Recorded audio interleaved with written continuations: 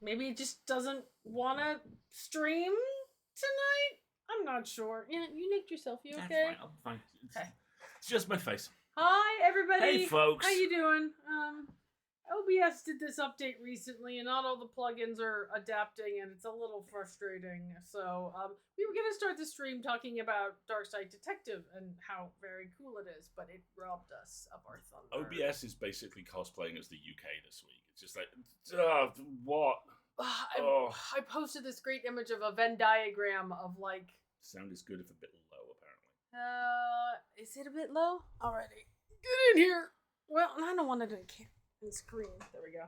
It's probably a bit low because we're not on headsets and there's a lot of hair going. Noise going on. Thank you, Wendy. Yes, my hair looks lovely. Thank you very much. And Katie, I'm glad you're enjoying Darkside Detective. Julie! Because it is a wonderful game, and we are now playing the second game, and it is chunky. Like, the first objective is very, very chunky. We're not even done with it after a whole session's worth of... Go to these 5 locations. Yes. There was a map with, like, multiple locations on it. It was really cool. we are having a lot of fun with it. It's very good. Hi everybody. Hey folks. How are you? It's a very strange week. It's been a quiet week since we last talked. Right? Just let us put all of that down for tonight, right? Let us not worry about that for a couple of hours and just get away from it and just do right. Barely anything has happened. What are you talking about? In the immortal words of the cat, except for that, I don't want that. Yeah, you were at a LARP event, which was where I was when the event occurred. Hello to the raid. Hello, Anil and crew. Hey, How is Anil. everybody? September and Domcember. Okay. Legit. I think that's a raid phrase. Time raid. I'm not sure. Hello, everybody. How you doing? We are just getting started here. September and Domcember. You need to explain these things to me. Do we? It seems quite self-evident. I mean, I know, but I want to know how they got associated with November and December. I just maybe I don't want to know how they got associated See, with I'm November and always December. very careful not to talk about this, given that I've always harbored a secret, desperate wish that October would become like a national holiday for geologists and it would be known as Rocktober. So we do 3 things on this stream. Do we? What are they? That's usually your line. You should go. We do 3 things on this show. The first thing is an introduction, which usually an opening monologue, and I say this with infinite love and respect, some bullshit. Congratulations, you're in that now. We have some fantastic nonsense for the opening monologue this week, which we will get to quite shortly. Hey, Anna, it's nice. Oh, and we have to say happy birthday to somebody, because it's Patty's birthday. Happy birthday to the remarkable Paddy from Haggis and Dragons. Who I don't think is in the Who chat is yet, just, but if he appears, we must immediately stop and say happy birthday. You know, the Scottish Lex Luthor, a legit straight up and down genius. The man's amazing. I hear accusations of innocence, and I think this is the wrong chat for those sorts of things. When has Anna ever been innocent? So then we will go on to the meat of the episode, oh, if you what will. a bad choice of phrase. And right now, that's Inscryption, which is a deck-building horror RPG escape room that we think might also be a virtual reality. Which is, it involves teeth, rather too much of the time. Teeth. And it's really alarming. And we weren't allowed to start a new game. It doesn't allow you to start a new game. When you open it for the first time, it says continue. It says continue. Yeah, good luck with the teeth. Well, it's going okay so far. I now know what pelts are and what not to do with them, i.e. take up your last available space on your game board.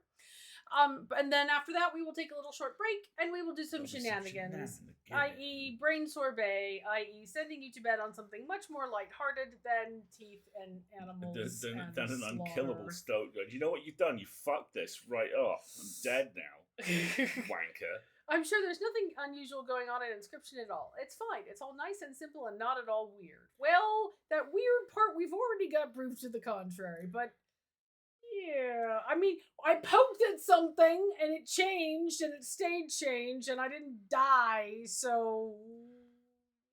Whereas I'm also playing Watch Dogs Legion, in which the tired, distraught citizens of London who finally had enough rise up against a system designed to feed them pablum and keep them sedate and calm in a never-ending web of nostalgia and violence.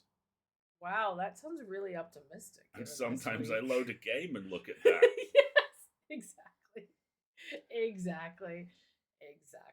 Faye, you're not an element of the meta-narrative here. Of course not. Yeah, right, Rebesco? Not at all topical. Alistair was like, well, I want to play a new game. I'm like, here... Trust me, because this will resonate. Because our PS5 went, oh, you want to play The Last of Us 2? Yeah, you can't, you little shit.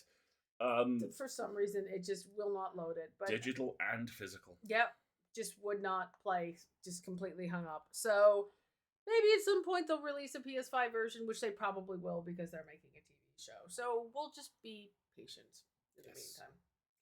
All right, we got an opening monologue. And besides, why wouldn't it be called Some More of Us? Let's go to the opening monologue. I regretted that as I was saying it. You didn't. You did not in the slightest. All right, are you ready for this, everybody? Are you ready for bullshit? All right. So our opening monologue comes from the king of opening monologues, Mr. Nate Crowley.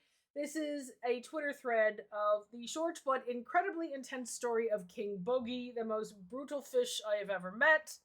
There are some content warnings for a Twitter thread, which are the death of an animal incest, which I think is a thing, I don't know, animal violence, funerals, and swearing. So if you don't want to hear about the denizens of a fish tank and their multi-generational experiments, maybe come back in 15, 20 minutes. Oh God, what has Nate done now? Oh, Adel, this is the first of like 4 of these Twitter threads related to this particular denizen of an aquarium. Sweet Jesus. So, if you like this, there's plenty more to come from. Let's just say.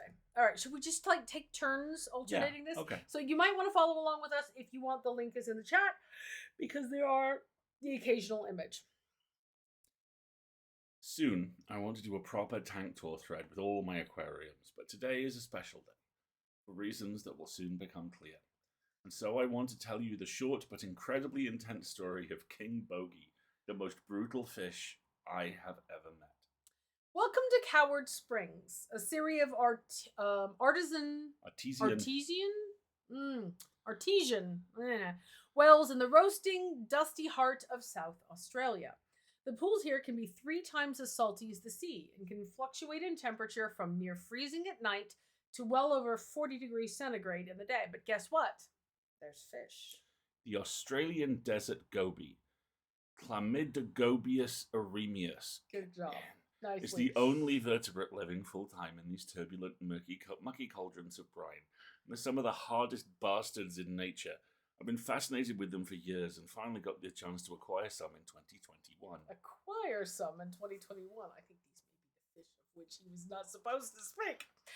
This was the home I set up for them, an ADA shallow tank I'd bought a year ago with them in mind. I planted it with Marsillia hirsuta and Ranunculus irundatus, which are at least Australian, if not fully local, and red Melaleuca stone, plus punishingly alkaline water. Soon, in went 7 gobies, 6 females and 1 male, who my daughter decided to name King Bogey. Here he is on day 1, before his colours came in. Now, while female desert gobies are drab beige cylinders, basically like animate baguettes, males can take on phenomenal coloration. I didn't get a photo of the king in his prime, but after a couple of weeks he looked like this and was putting on wild courtship displays 24/7. Then killing started. That's literally the tweet. Then the killing started. Oh, fuck. It started with 1 goby, which I found lying dead with torn up fins. I put it down to a fungal infection and dosed the tank with marine salt. Desert gobies, once again, are so hard that if they suddenly find themselves in brine, they will just flex their kidneys and shrug. Then, 2 days later, another goby showed up dead. The morning after that, I found all 4 of the other females scattered around the tank, fully beasted, and gurning malevolently out from beneath a rock, hyperventilating in bellicose confusion, was King Bogey. Oh well, I thought. I'd known male gobies were territorial, but I'd set up the tank with that in mind, with lots of hiding spots and plenty of plants and rocks to block line of sight.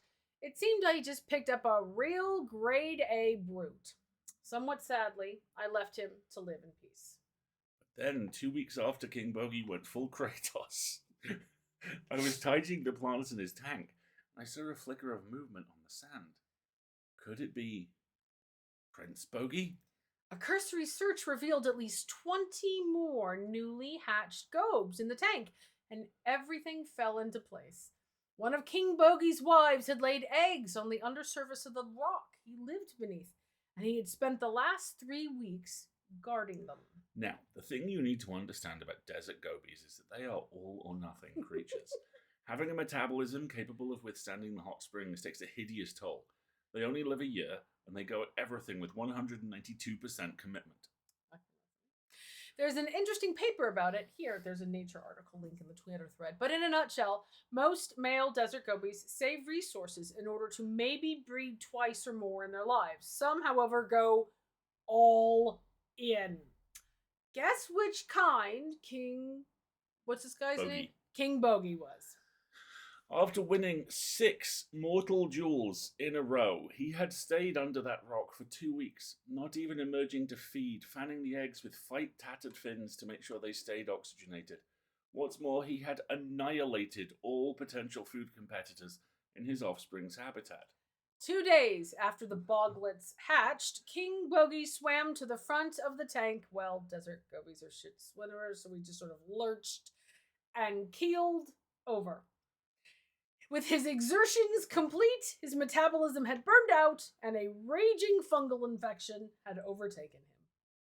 Today, we're holding a funeral for King Bogey, since it seemed a good way to teach my daughter about death and about gobies. Glitter Brawl has made an order of service. The hymn will be "The Only Thing They Fear Is You," aka the doom music of "When the Doom Music Kicks In" fame. King Bogey's body has been dried in salt, and a tiny casket is being prepared. Oh, he tweeted the whole funeral. There's a whole separate thread of the funeral. They got dressed up. There are photos of his wife in full veil and he was a monster, but he left the world with more desert gobies than existed before he came into it, so I suppose on balance he was King Bogey. May he rip in peace. Epilogue. The scions of King Bogey are thriving. I've separated a few of them into little cups in case there's a disease filter failure in the main tank, and left the rest to grow on there. There are dozens of them, and I've made a small Daphnia farm to feed them all. King Bogey's legacy. 1 month after the big man left us, and his 18 or so children are growing rapidly. They're now as big as grains of rice, and are currently slaughtering Daphnia to the rhythm of classic French house tunes.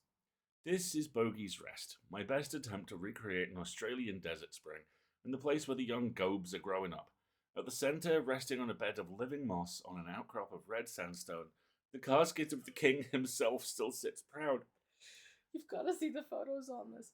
The water is crystal clear thanks to a pathos plant rooted in a hang-on filter, and I let snails, algae, and crustaceans proliferate wildly. I've not touched the tank other than to add occasional nutrient suspensions since the day the king died. That is a pothos plant, not a pathos plant, apparently. I mean, is it one of the Three Musketeers, or is it a feeling of ennui? Who can tell? And then we have the funeral thread also. And then there is a whole separate nailing on the continuing chronicles of the Bogey dynasty here, so it's all in one easy read. There's a whole separate thread about the grandchildren, which we will probably do next week. It's a musketeer feeling ennui. Yes, exactly.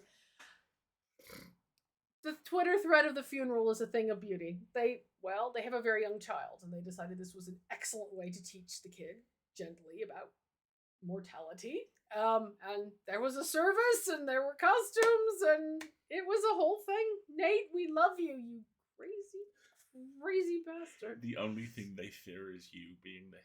I am deceased. Oh my god. Amazing. So how's the week been? Look, we fed Chungus. Everybody take a look at Chungus. He's in rude look health. Look how boobly the boy is. He's in rude health because we made chunkins last week. So little baby sourdough pumpkin attempted bread bowls that were too dense and too big for their containers, but were super tasty with all my spicy soup. Yes, they were. So he's looking quite good. He'll probably get one more feeding before we go away, and then he'll have to tide for himself for a couple of weeks. He'll be fine. He will be very fine. I mean, he's sat for a month before without feeding, so 3 weeks is not going to be. Is that Chungus a fungus? No, not this time around. This time around, he's a cowboy hat. He's enjoying the last of the summer sun, much like I am. Before I run away to find more for several more weeks. Exactly. But Chungus does have a fungus hat. We'll have to bust that one out at some point in the future, Faye. On special request. Yes. So yeah, it's been a week, y'all. Please don't make me play the spooky game. There's. Do you want to play something else? No, I'm gonna play the spooky game. It's just the wind up to the spooky game is the worst part of it. It's like, oh, Wendy says Sif managed like 2.5 months when I had COVID, and then went on holiday, and then was a bit lazy. So I'm sure Chungus will be fine. The line is very strong. See, yes, I'm sure the children will be fine. Now I'm just imagining a version of the Northmen where it's all sourdough starters. and Sif Chungus and avenges Chungus's death. Well, obviously, when you get around to playing Assassin's Creed Valhalla, you're gonna have to name your Ivor after. There's gonna be a Viking called Big Chungus. We all know that's gonna happen. Big Chungus will definitely be a Viking name. I love that. That was one of the good things that happened this week. Ubisoft appears to have gone, hey, Alistair, I know things have been a bit weird and often rubbish since the whole pandemic thing started. Do you want 25 new Assassin's Creed games in the next 3 years? Because you're getting them. Yeah, Ubi's kind of going all out. There are at least... So the next one is called Mirage, which is based in Baghdad. And is apparently a prequel of sorts, confusingly, to whatever the fuck the Viking one's called. Valhalla, because Basim, the main character in that, shows up in Valhalla. Yes, but more importantly, who voices Basim's mentor in Assassin's Creed Mirage? That would be Sheree Agdashlu, the owner of the best vocal cords on the planet. Oh my gosh, I died when she showed up on the announcement because I love her and I love her voice so much. So that is fantastic. She plays the president in The Expanse. Yeah. Yes. Kate, it is fantastic vastly and the lack of shits and just it is vastly relentlessly confusing, and brilliantly they've actually noticed that. It's been confirmed with this latest round that the modern day stuff, because there is this very weird framing narrative with the Assassin's Creed games where you're actually using a device in the present day and nobody cares to ride down your DNA to experience what your hoodie-wearing, historical violence enthusiast ancestor did. A lot of people don't like that. And they've started to realize that does really get in the way. So what they're doing is putting together a platform which, like all Web3 metaverse cryoanks, is very difficult to understand, but might not be any of those things. But the long and the short of it is, it looks like the modern day narrative is going to unfold as a separate series of optional mini games. Oh, that's a smart idea, because then I don't have to care. Yes. Because I don't care about Desmond. I really don't. I'm sorry. So we get Assassin's Creed Mirage, which is Baghdad Assassin Stabbery. The next one after that will be Codename Jade, which appears to be feudal Japan. Yep. So Tokugawa Shogunate, which looks delightful. Then there's Codename Red, which appears to... Codename Red is the feudal Japan. Feudal Japan. Codename Jade is the ancient China. Is the ancient world mobile phone open world China game. And then there's Codename Hexe, which is German witch trials. Which certainly appears to be 16th century German witch trials. Yes. Because the little trailer they posted had some codes on it, which of course the which were decoded by the time the live stream was done. Decoded in the 20 minutes it took them to finish the live stream, and it points to all of these real world events that took place in that period of time in Germany. So that is going to be fascinating. And the only modern day Assassin's Creed that's allowed is me in full get-up going to Tesco in the middle of the pandemic, because where the fuck not? Right? Absolutely. I mean, you got to get every ounce you can out of that wardrobe, by all means. I watched a quite fun Netflix movie called I Came By last weekend, and you can tell the exact point beyond which the rights lawyers went, no, we can't afford that, because the main character is a kind of very, very socially justice active parkour expert who breaks into rich scumbags' homes and graffitis them. And then the movie is, of course, he breaks into the wrong rich scumbag's home. But written... I'm not down with that message, anyway. But written on the wall behind him in his bedroom is, nothing is true, everything is permissible. And one of the... That is a lawyer thing for sure!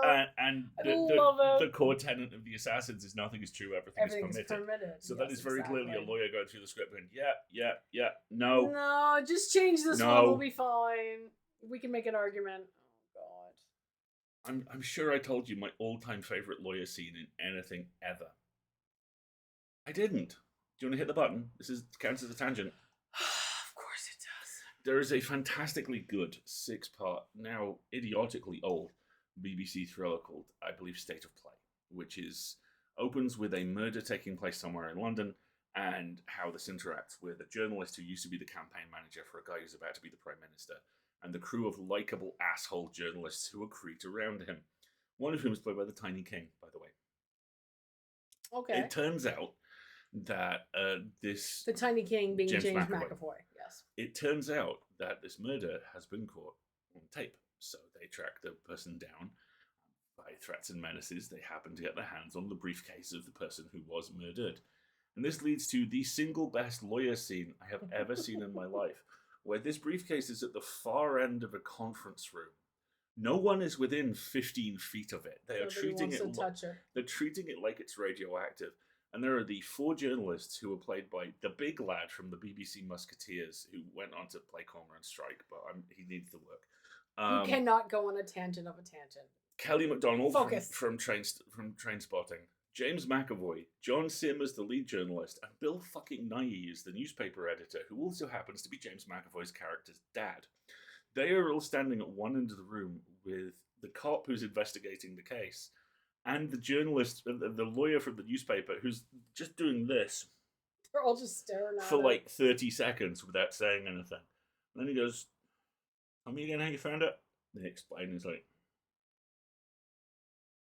"Yeah, I think you can open it." And one of them just kind of edges towards it. Love it. I can turn off the tangent alarm now. Okay. In a sense, you can never turn off the tangent alarm. I know, but now I'm going to play the living tangent alarm. You are. You are indeed, honey. And we're all very thankful for you for that.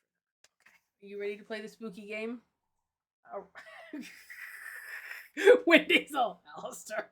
Are you going to hide behind me? No, I'm not. Okay, you can help me though. All right. We are about to switch on over to the game. So before we do, let us have a quick reminder about what it is we're playing. And more importantly, it's content warnings, because there's a lot of them. Yeah, we are playing a game called Inscription, which is very, very good. What was your animals? Those of you of a certain age who happen to be British, if I say the words Animals of Farthing Wood, the deck building game, you will have 2 immediate responses. The first is "fuck you," and the second is accurate. Yeah. Oh, there we go. Yeah, thank you, right, Faye. Yeah, exactly. Basically, we are playing a mysterious figure trapped in a mysterious, apparently dimensionally slightly transcendental kind of escape room. Well, we think we're trapped because we can't open the door. Might be behind the menu screen, and we have to play this card game as we make our way through the woods, represented by a deeply upsetting board game. And the card game involves playing animals and having them fight, and the animals are killed or sacrificed, but they do return to our hand. Yes, exactly. So content warnings for this game include common phobias, death and dying, horror themes, mental health and trauma, sound effects, violence, and incarceration. Yes. The content warning link in the chat has more details, but may also contain spoilers, because I think the mods are taking notes somewhere about the different things that we have encountered, i.e. helping Marguerite remember the puzzle between the week-long increments she plays it. Also, and this will sound like I'm being needlessly cautious. Good addition, Pezzy. Also flickering screen images, thank you. Gosh, I really got something in my Animals of Farthing Wood was grim. It was Game of Thrones. I'm not joking. It was Game of Thrones at its most Game of Thrones. Grim. So if you do dive into this... If you do come along and you need to leave, by all means... Do so on your own recognizance. Do so. Yeah. Take your time. The VOD will be awaiting you, or if you want to message somebody and ask for an update when we're going to Shenanigans. We'll also tweet when we're going to go to Shenanigans, and then we can pick you back up when we do that. Yeah. Alrighty. Here we go. We're going to switch on over, which means we're going to put on his brand new headphones. I have new headphones, y'all. You don't need to turn them on. They're plugged in. Oh, yeah, of course. There you go. Okay. Look, they're all headphony. All right, here we go. They're all headphone. Ooh, I'm going to need to scooch over a little tiny bit. I don't want to roll over your foot. Scoochage. I am committing scooch. All right, scooch, come with me. There we go. You're not currently hearing the game because I have to tab over to its screen. There we go. Alrighty. Here we go again. I'm still not hearing the game. It's very quiet. I am hearing the game. Are you not hearing the game? No. Well, why don't you turn on the headphones if maybe that's what's necessary.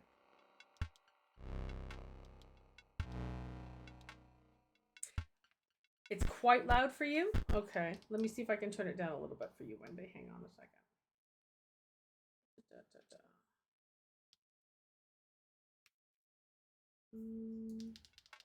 How's that, folks? Oh. Is that a little better? Yeah, that's quite striking. I've turned it down a bunch, so hopefully that'll be a little better. If it gets too loud, just let us know and we'll do some more adjustments. But you think so? All right, that means we should turn it down some more. Give me a second.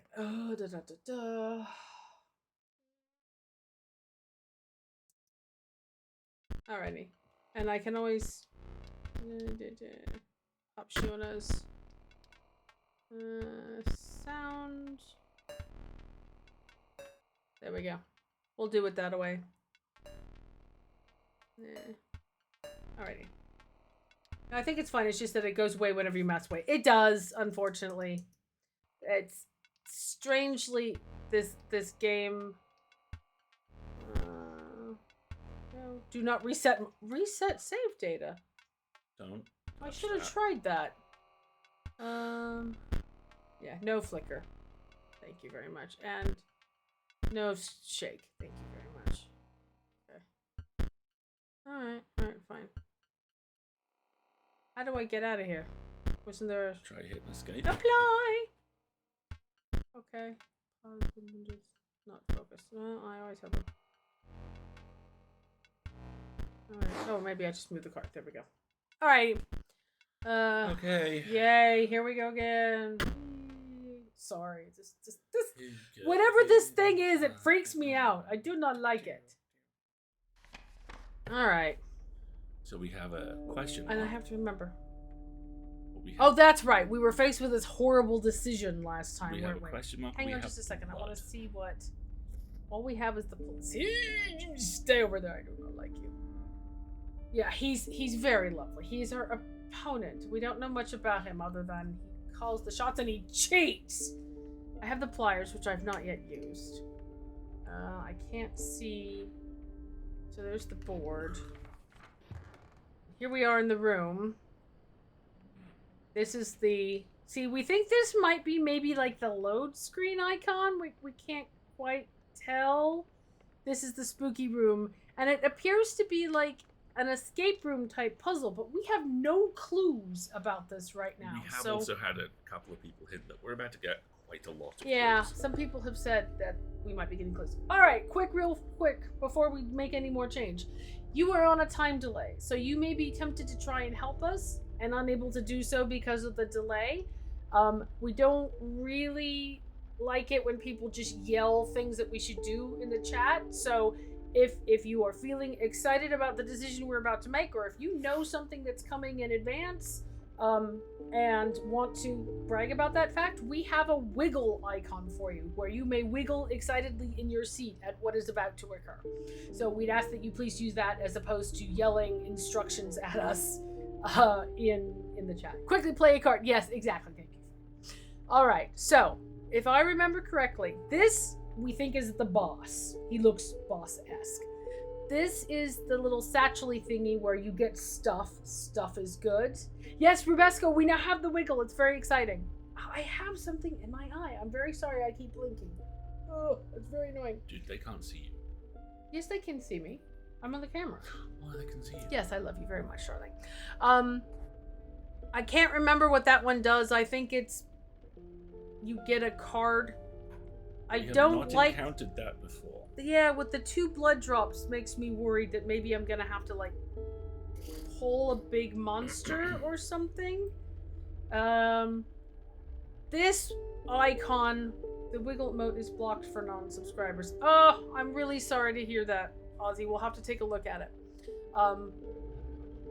Really? All the animated ones are blocked for non-subs as well? Who? I didn't know that. I thought they were available to everybody. This bonfire back here is where there's a bunch of very hungry people. So you try to like boost a monster before they eat it. Yeah. This seems to be some sort of sacrifice a monster, one of your cards and boost another one. I really kind of want to get the satchel though, because I like having equipment. So we're gonna have to deal with whatever this is over here. You're kind of hoping to get another pair of scissors, aren't you? Yeah, scissors are very useful. Probably mean, but very useful. So let's figure out what this is. Is that flying card good for you? It's in pieces now. All right, what's gonna happen? Okay. All right. The Fervid Mantis. Its praying claws strike both to the left Ooh. and right. So he Right. attacks sideways.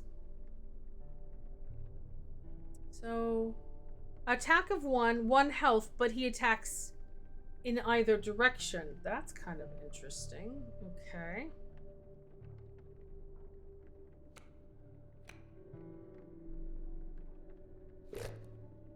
Here's a Frog. bullfrog. This little tooth indicates that we already own one of those in our deck. And a cat, which we already have one of in our deck, but is extremely, extremely useful once you get it into play. Do we want a second cat? The nice thing about a bullfrog is, okay, we can read these cards now. Bifurcated strike. Card bearing the sigil will strike each opposing space to the left and right of the space across from it. It's an excellent card to candidate for a boost because he only does 1 damage and he only has 1 health. So you could play him in the middle, park him, and he would do damage to 2 attackers for however many rounds he was alive. It's a mushroom faces, not a tooth. Oh, That's nice. okay. Maybe Much that's less nice. horrible. A mighty leap will block an opposing creature bearing the airborne. So this was very useful because he had a whole lot of flying things. Plus, the boss this time around appears to have wings. Yeah, it looks like they're giant like fishing poles or something. So I'm really worried that all of his stuff is going to be like underwater. Ooh, what do we think? We don't have a mantis. I do have both of these already. My gut instinct is one of 2 things. Let's hear Either it. go for the mantis and boost it, Mm-hmm. or go for the cat. Because if you had 2 cats in play, Right.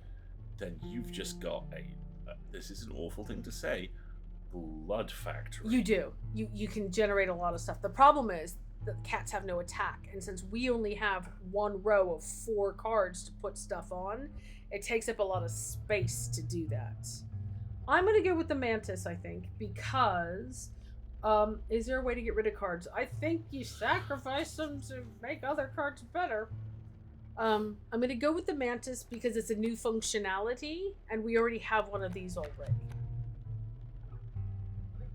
Permanently. We think so. We think that's what the scissors were for, Wendy. Yeah. Alright, so let's go with the mantis. Alright, so now I'm gonna go here and get stuff. Give me stuff! Okay, so to remind everybody what these things are. This lets you, we presume, pull your own teeth out. I have one, I don't want to use it. The fan, if I remember correctly, your creatures will attack as though they have the airborne sigil this turn. That could be quite useful. We don't have one yet.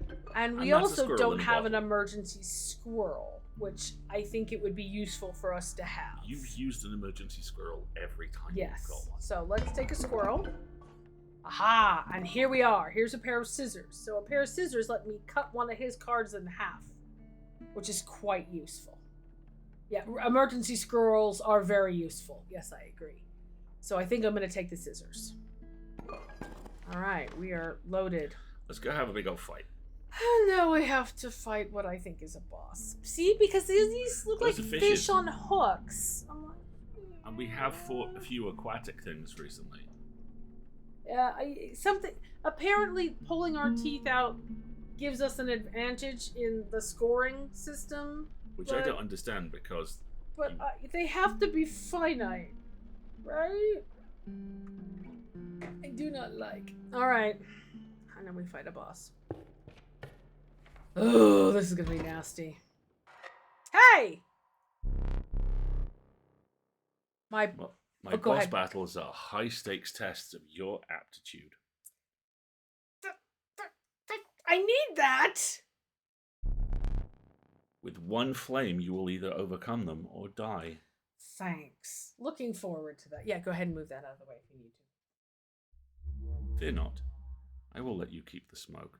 That's an interesting comment. Why do I need to keep the smoke? Remember the off smoke that's in the candle? thing? The glass that's in the living... Well, we did that in the puzzle, yeah, but we didn't have any use for the smoke. The smoke. I have a card. See, this is what I mean by he cheats. He takes one of my hit points and gives himself 2. A foul smell invaded your nostrils and caused your throat to seize. A hulking man sat by a brackish pond with his feet submerged in the dark water. Is it Nate looking for Gobi? He pulled a hook from a pile of rotting fish and rose to his feet.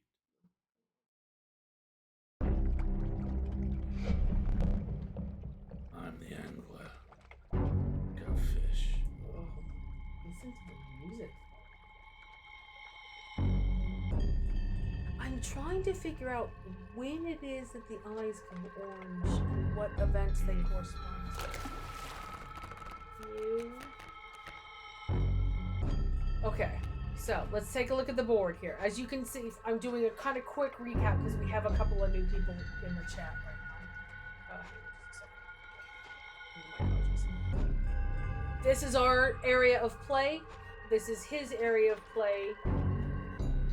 He gets more areas of play than we do. This Kingfisher is a kind of nasty card because you see the little flying symbol. It ignores, it can't be touched by people except for fly. And this little whale tail symbol means that when it's not in turn, it flips over underwater and can't be attacked. So that is a really nasty, difficult card to deal with. You are correct in identifying there's a pattern with the eyes. That's all I'll say. Can my powers of observation continue to be keen? Excellent. We're all gonna die. We're all gonna die.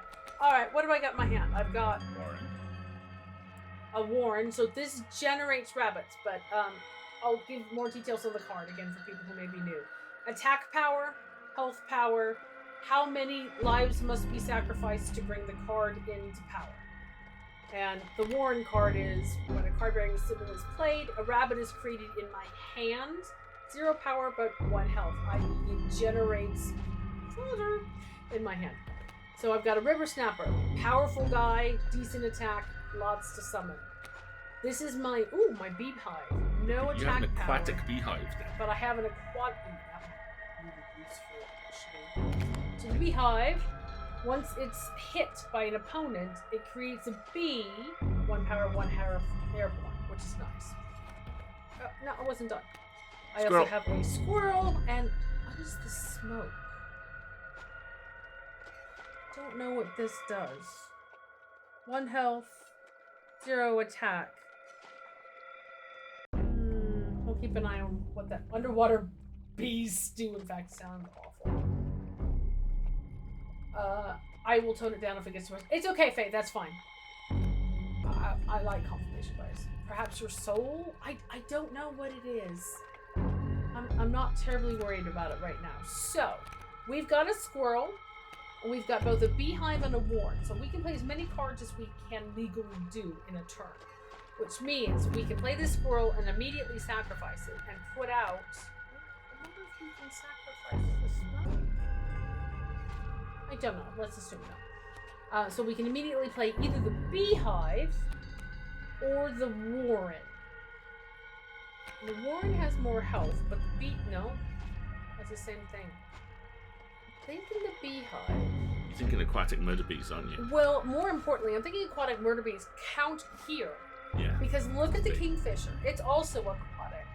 So it's going to try to attack something that's never going to be visible to it because they hide when they're not. So, alright, let's give this a try. And now I sacrifice the squirrel, I play the beehive. And that is all legally I can do right now. Unless I want to try playing the smoke. Can you do that legally? Let's see if it'll let me. Looks like it'll let me. You do it. Gonna hang on to that for now. Because he's only got 1 card out that's probably not gonna do any damage to me. Let's find out.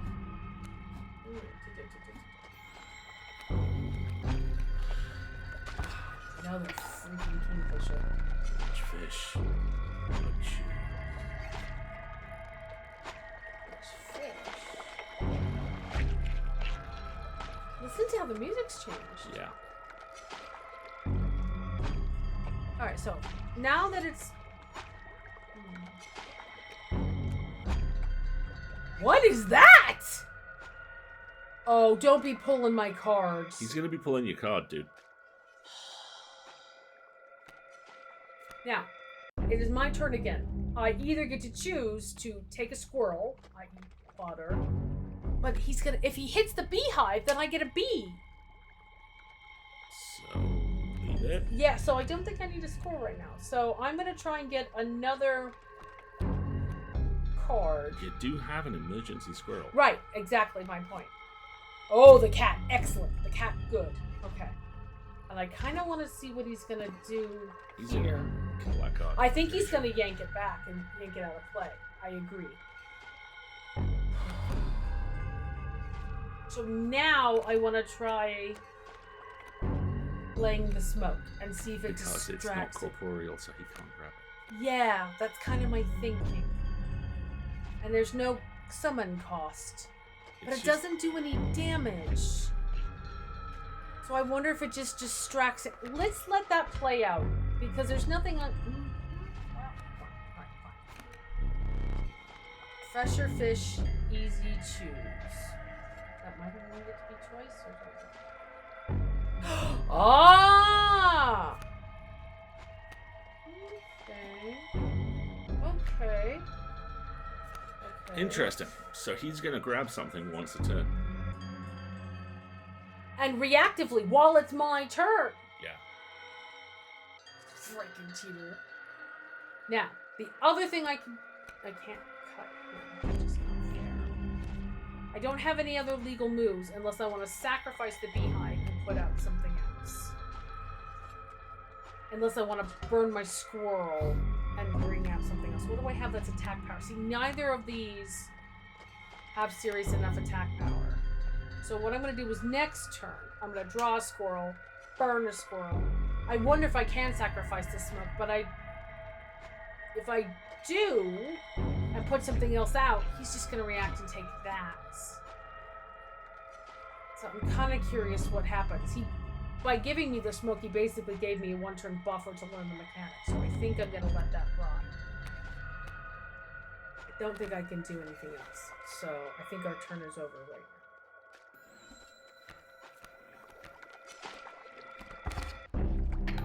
I'm gonna... He's whooping your ass. Mine now. Go fish. Interesting.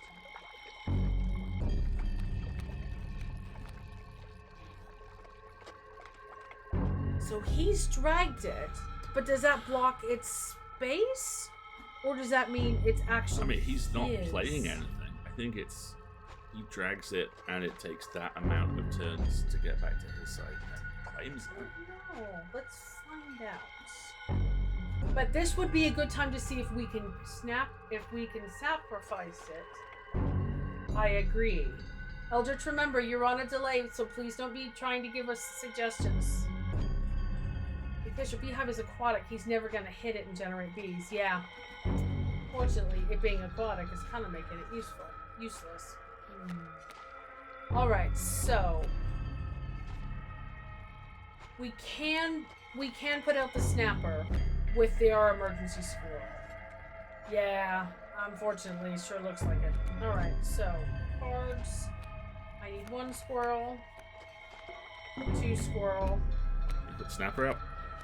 Yeah, I think that's our best play right now. Because I need something that's going to do damage. Yeah, you need to get some damage on the board. So far, it's all come. Yeah. Now, it's just a matter of where I want to play it. I think I want to play it here. You sure you don't want to use it to block the bullfrog? Well, here's the thing. Yeah, that's probably a better play. I'm still curious what's going to happen to the smoke.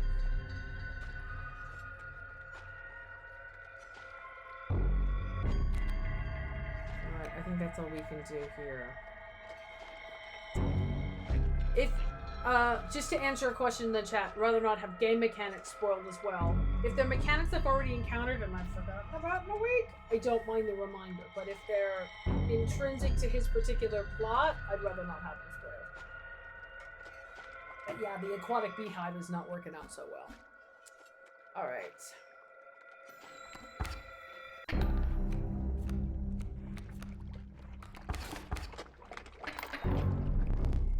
Stale fish, hard cheese.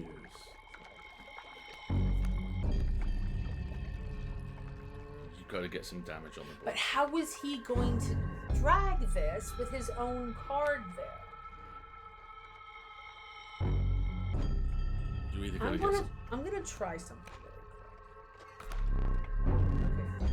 First I have to draw.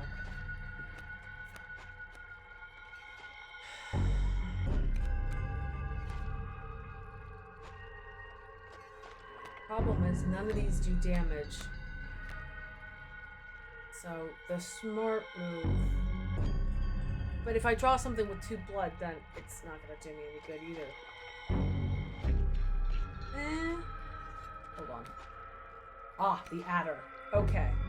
Sure, you can put the cat and cat down, sacrifice the beehive, which is doing That's nothing exactly for you. what I was just thinking of doing. Exactly. So, let's do this and put the cat here and see what happens as a result of the spell.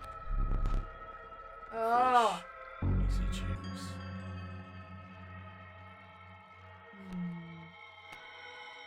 Now, if I wanted to, I could sacrifice everything else and put the adder out, but I don't think I want to. The odd mechanic was going to mention that if somehow your beehive did take damage, the bees it generated would have the aquatic sigil as well. Ah, great. That's good to know. I'm curious how this is going to work, because there's no way to go. Alright, let's see.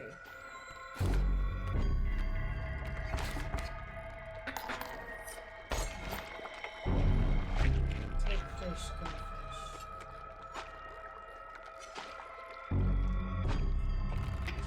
Yeah. Okay, now, well, this is the first time I've died. Let's see. Ooh, nasty.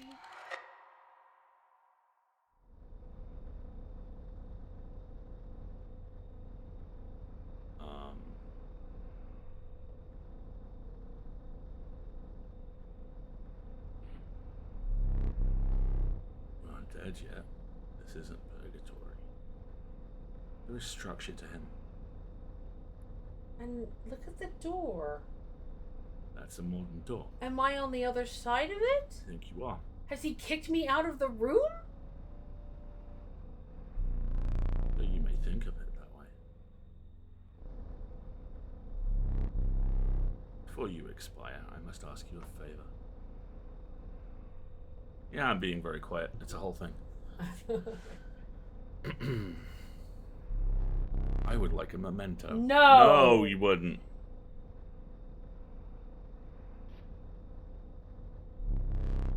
Your very own death card. No like. Because that's not grim. It's quite plain at the moment, isn't it? We will work together to amend that. No. I want this to be the perfect memento of you. So the more times I die, the more powerful this card's gonna get? Probably, yeah.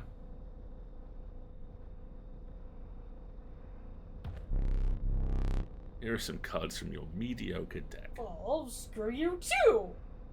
I defeated one boss and only died at the second, thank you very much. We can put them to good use. Please choose a card to draw the cost from. Cost. Cost of what? Ooh. Please let me. Cost of what? I'm guessing summoning cost for you. Well, I want to be cheap to summon, right? Yeah.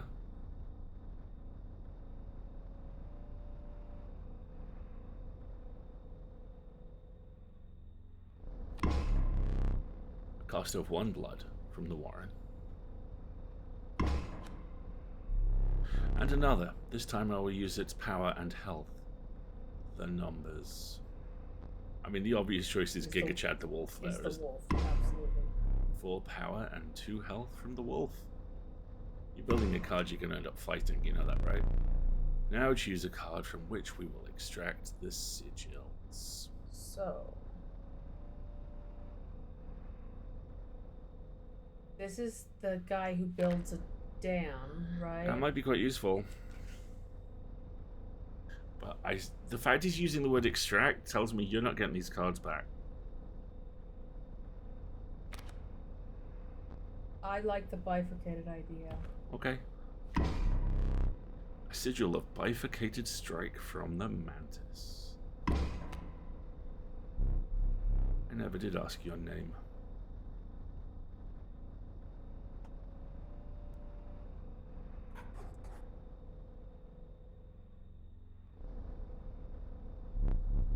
There is now but one final matter. I'm about to get stabbed and put in the card!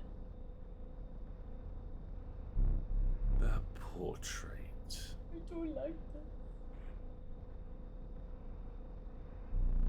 Are you ready? You do not need to smile. Oh god, this is... no.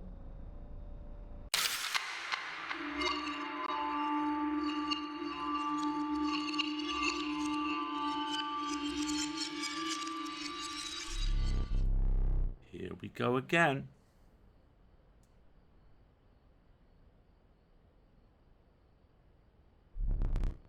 Another challenger.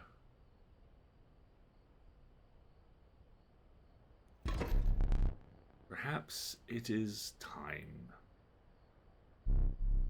Perhaps you can understand bones.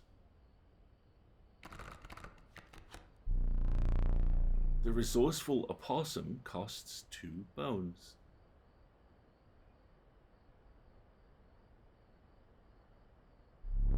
You gain a bone when one of your creatures perishes for any reason.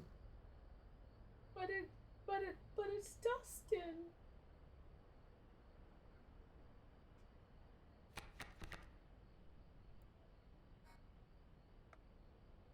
Hold on just a second. Look at the lighting. Look at the size of our deck. Smaller. Have we We've lost those cards. started over? No, we haven't lost those cards because look. The Giga Chad. He's not the Giga Chad though. He's only got 3 health. The Giga Chad had 4.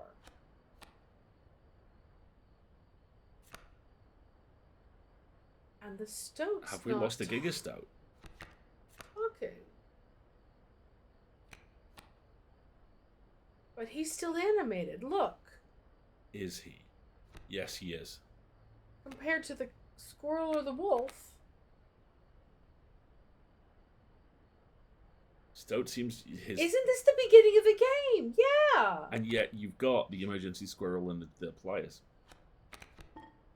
Right? And you've also now got the bone mechanic.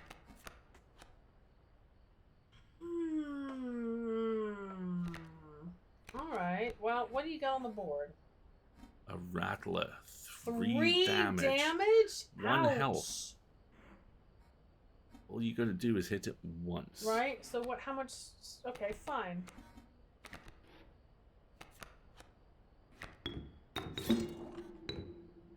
That didn't happen before, did it? What was that? Was that a coin? It was a coin.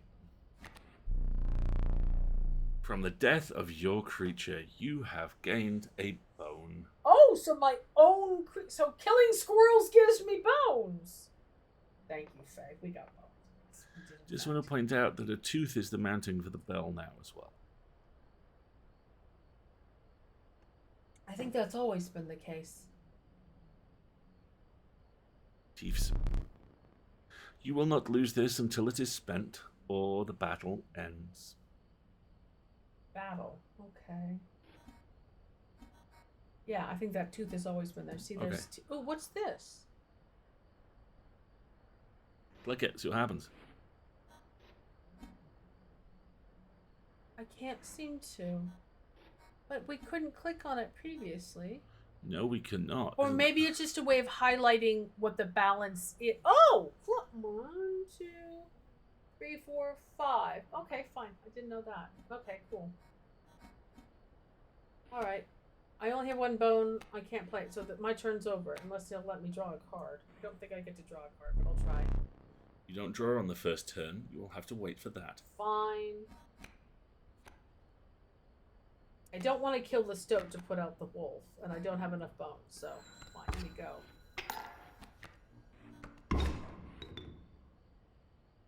Why? Well, now you can put out the opossum, so there's that.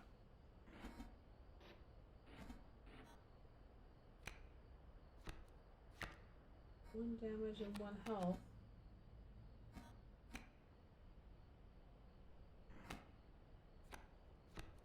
So, well, first of all, I get to draw a card, right?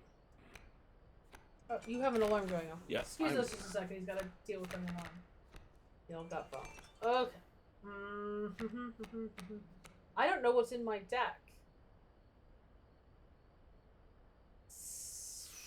Well, I'm going to play the opossum, so let's take this. It's the bullfrog. Okay, and I can do this, and then he'll get to attack for 1 point, which should kill the ratlet, right? So, fine.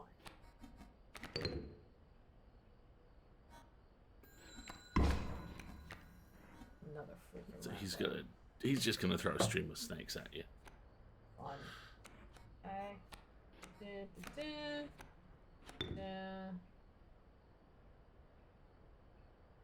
It's fine. And then next time I'll get a... Ooh. Or I can... Soon I don't want comes to the use it as a quasi-chat. squirrel. Huh? Soon comes the quasi-chat. Soon comes the quasi.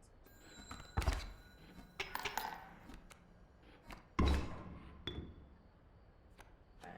So, what's... Oh, yeah. See the balance? Yeah, so I just gotta do hit more him than 2 once points more. of damage to him. So, I play the squirrel. Sacrifice the wolf, frog, and the squirrel. I put out the wolf. It does 3. 3 damage to him and I win.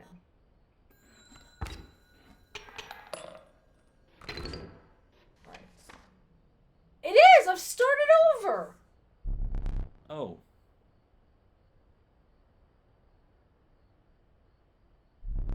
I forgot your figurine.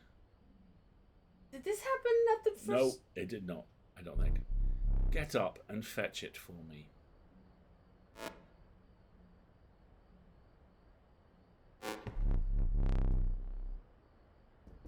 Yeah, we've never had this view of this map before. It's beside the safe. Death came for Dustin.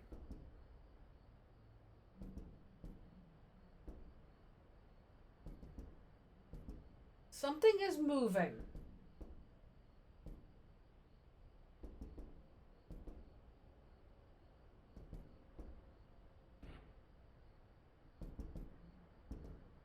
Something in this safe is moving.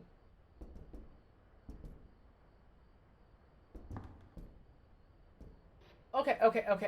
Hold on first. This is the cuckoo clock that we still can't do anything with. No. So, look, wait a minute.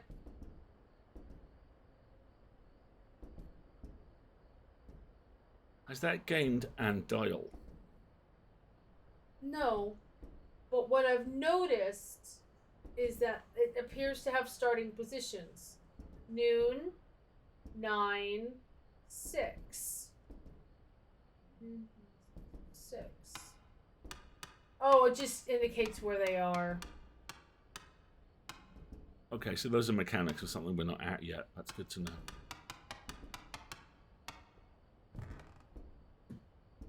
Now, That's new. this No, was that's new. not like this the last time I was here. And this is not the screen I was on when I died. Because I didn't have a black goat in play when I died. you take the cards. No.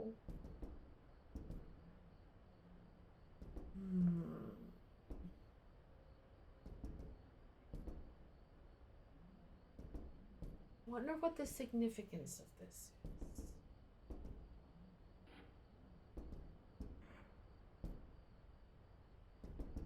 I don't like that it's moving. Now, the last time I looked at this, there was a hand that moved, so there's definitely something in there moving. There is something in there that wants out. And I, again, don't have any clues about how to Really manipulate stupid question. this. Is it worth going left to right, top down, and matching it to the starting positions on the clock? So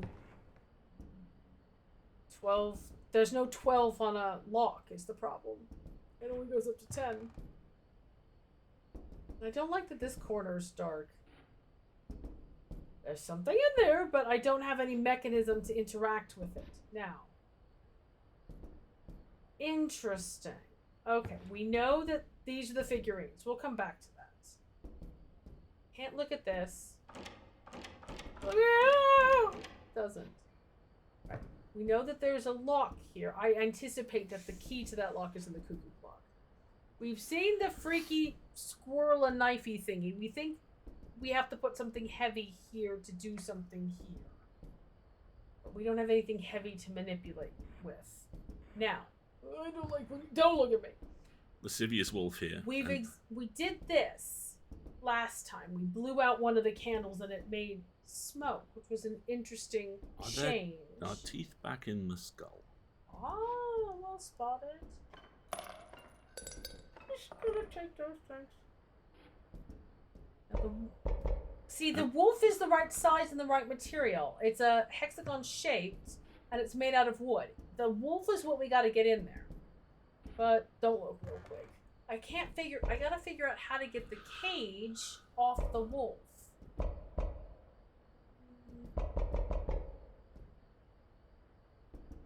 I don't have any way of manipulating it. And the globe is fascinating, but doesn't appear to do anything quite useful for us. And we had the teeth out of the skull. I think it may be just where our teeth get stored, to be honest. I still don't understand why us having more teeth is good. Because remember, there was that shopping opportunity based on teeth. It's money. Yeah, okay. Exactly. Folks, we've been streaming about an hour now, so if you haven't had a stretch, please do. I'm going to try something equally stupid. I wonder if I can do that. And if... It's heading straight up there. More smoke. But we don't know what that smoke does. Other than it goes in here. Given that this is a roguelike, I wonder if it's a cumulative effect. Well, I think it is because it used the first time we encountered this, it had 2 candles lit. We blew out one of them and the smoke went up there. So maybe I have to die a lot of times and keep blowing smoke up this thing. I don't know. But I don't know how to move the wolfy piece either. Alright. And this, obviously I need some kind of lock. Some kind of key for. Alright, so he says go get your piece. Well, that one's glowing unpleasantly, isn't it? Will we pick any old piece? Nope. No. These are the figures that we see around the campfire. We have to get this. We have to take this one.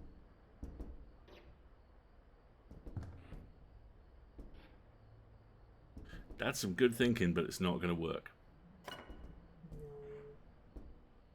I tried. So does the thing with the smoke go into the box with the lock? We don't know. It might. I can put it down some places.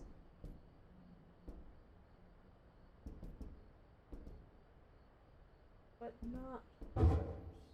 Why can I put it down on that barrel?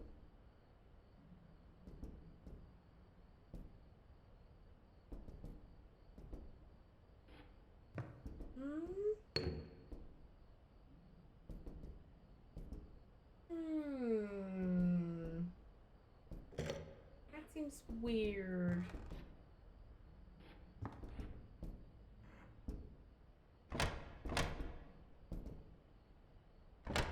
Yeah, Is it jumping up and down in the pattern of the numbers?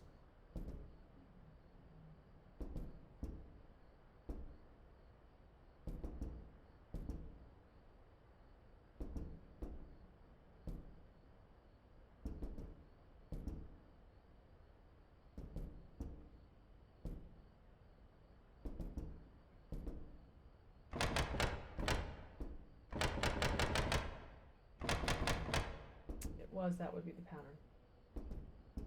3, 2, 4. Got to admit, that was a really good idea, that wasn't it? That was a great idea, but if so, I would imagine there would be some indication. Like whatever's in there would not be in there anymore. Right? Yeah.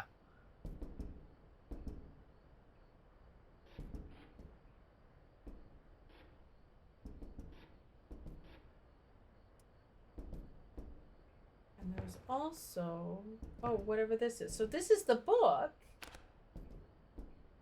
which is useful. And I don't, there's a hammer, always useful. And there's this thing that has a little bit of green on it. I mean, it looks like a magical stake for a vampire, but I can't get any closer to it.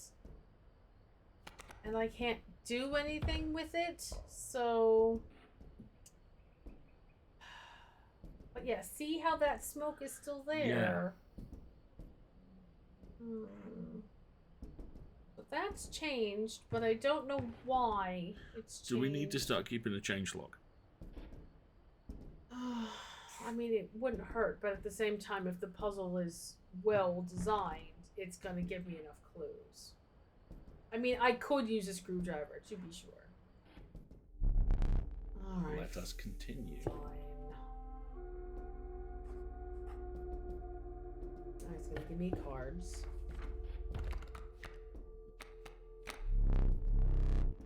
Amiga Coyote. But what did you expect for only 4 4 bones? bone? And now we have to pay for them. I think. Hold on a second. Like, Coyote is a piece card. Yeah, that banging is still happening. Is a thing he played previously.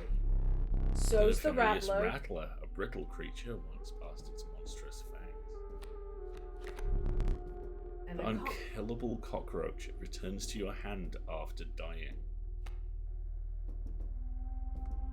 Why am I getting access to cards that were in his deck? Did we switch sides? That would explain how he's playing you. And how he has the card of you or us. My instinct, based on the fact that, if you remember, we found out the cat and the Gek are regarded as 2 of the most powerful cards in the game. Go for Keith Richards on the far end there. Really? Well, it's either that or the Rattler, I would say. The Rattler is a good late play, push out, and do a lot of damage. The Rattler's a finish hit. It's a finishing card, yeah. You know, you're free to get up again. To keep your blood flowing.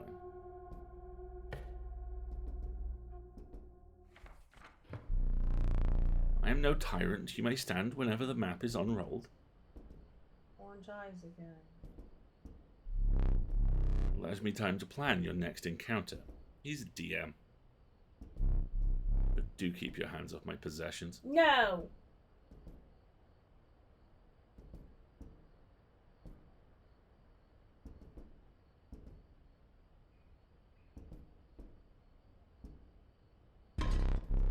Can't use that right now. How do you move backwards?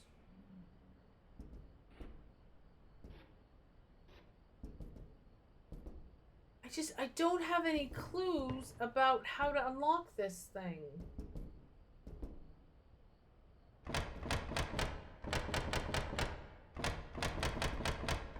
See, I mean, I'd just be guessing. looks like there's like edges here and stuff, but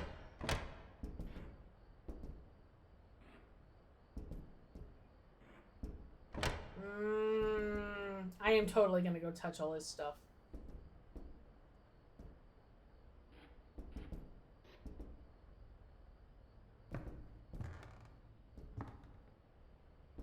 Those haven't been relit. Can't get at that. Let's see. I see that there are puzzles. One of those figures a robot. Let's take a look. No. And I can't touch any of the rest of them. Is the pattern of pounding on the door does it present as 3 numbers which we would then put through the clock?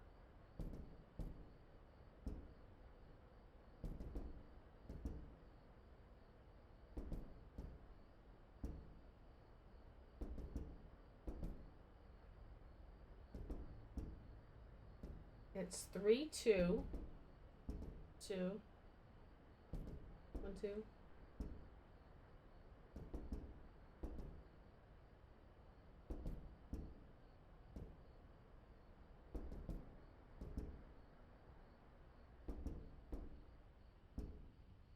It's like 3, 2, 2, 2, 1.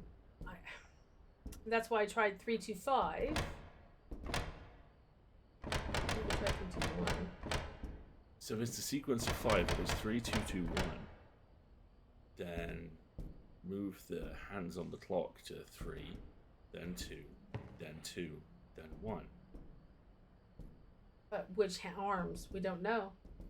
So assume that the one that starts on 3 starts there. Move 12 to 2. Yep.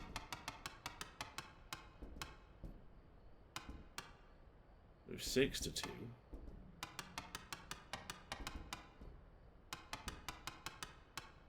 And then move 3 to 1.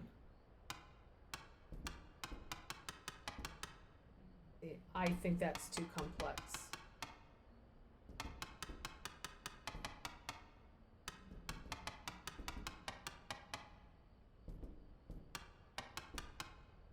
I think it'll reset. Have a good one, Pezzy. Good night. Have a good one, Pezzy. I don't know if I doubt we're gonna solve the clock puzzle tonight, but the fact that the pattern of is the same tells me that's the key to something. Yeah.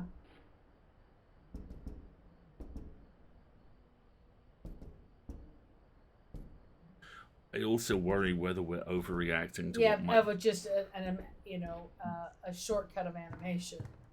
I don't think so. What I was going to say was I wonder whether we are overreacting to him going, you can get up anytime you want. I'm thinking that we've missed something when we've hit everything in this room multiple times. Yeah. But I guess I'm a little confused about the pattern, though, because if the idea is to get as far as we can before we die and then we have to start our deck again, it gives us new mechanics, but... Well, let's go get a satchel. That gives us some stuff.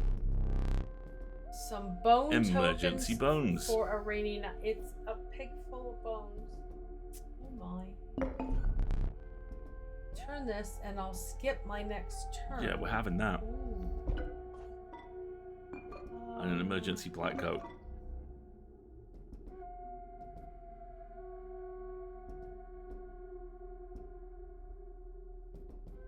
What if the painting isn't something we've done, but something we need to do? So we need a black goat. But we'll have an opportunity for a goat again, I think. Well, let's give it a try. Because a goat and a squirrel, goat over here, squirrel over here, is easy enough to put together. My instinct, for what it's worth, is the goat and the hourglass. Well, I only get to pick one of these, and then it'll give me 3 more. So I'm going to pick the goat. Oh, it only gave me the 1. Oh, it's probably because I've got so many other pieces here already. Well, great. Okay. And it put a bolt.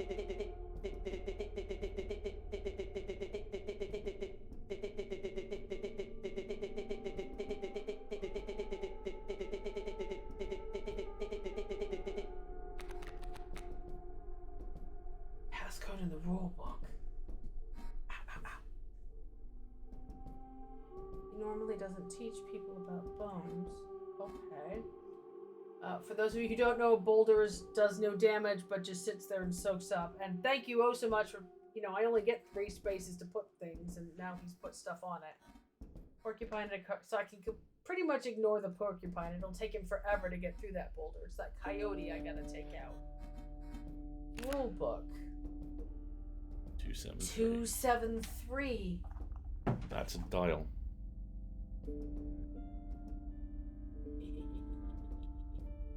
Listen to the music. Yeah, because look at the dial. The symbol's a dial. Like the safe. Okay. When did he say we can get up from the table? Anytime the map is rolled up. We're currently in play, so I can't do it right now. All right. Make it through.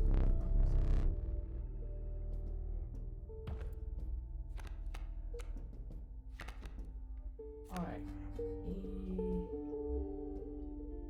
I've got a turn where I can just do damage to him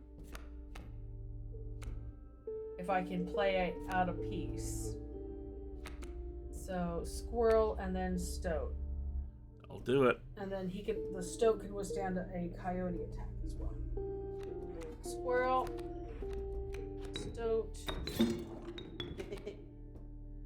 Sorry, buddy. I don't have enough bones for the. Oh, the inky spiders are back on the. I wonder if they have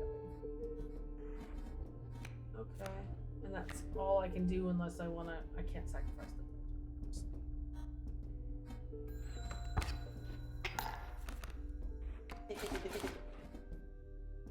I know that stings, but you'll kill him next turn.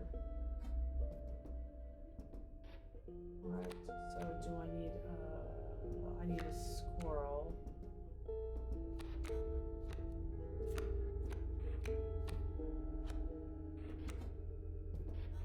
And a bullfrog, which I'm going to play over here.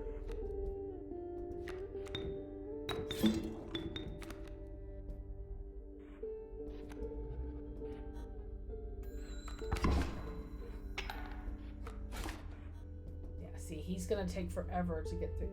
He's gonna take 3 more turns to get through that. All right, so my best move is probably just to stockpile a squirrel. I don't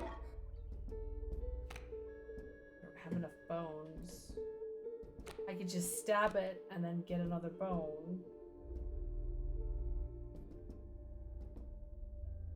So what's gonna happen next turn? Nothing to me. 2 damage to him. You're on course to finish him in no more than 3 turns. Right? So I think I'll just let it ride. Oh, great. He's not going to do anything. And I don't get to carry over bones between games. No, you do not. How many bones do you have? 2. Okay, so you can't do anything with them. Code is 273. 273. Everybody remember that, okay? So I won't be able to put him out. I can draw a squirrel. I'll just draw another card. Why not? There's a wolf, but he's not going to do any good. Unless 3 damage. Yes. Okay. So.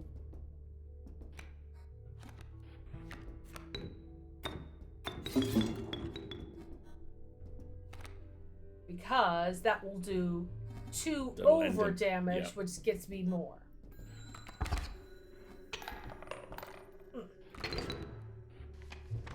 Go open the safe. Now, let's go take a look at the safe and hope nothing jumps out at me, which might be a very good place to end for tonight. Let's go take a look. I'm just going for a short walk. Please do not observe me.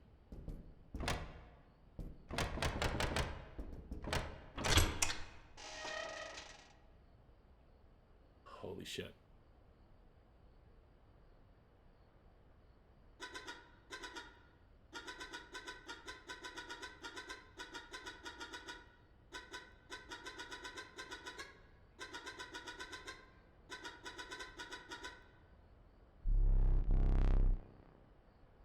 is Pete... That's a key. He said, is Pete the stove?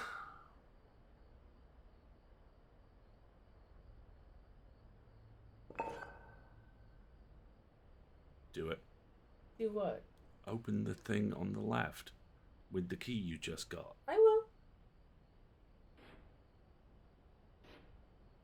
But what is this? Why can't I put something down? No, I'm taking the key, thank you.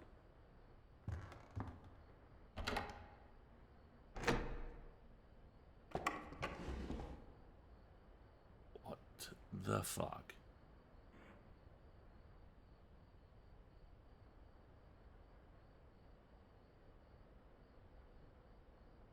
What is this puzzle? Are these play positions? They appear to be versions of cards. Look, 3 health, 1 damage, 1 health, 2 damage, 3 health, 1 damage. Is he getting fed this information?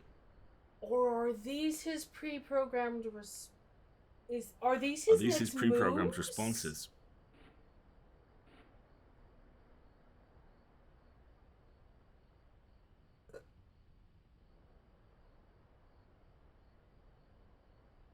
Click the button.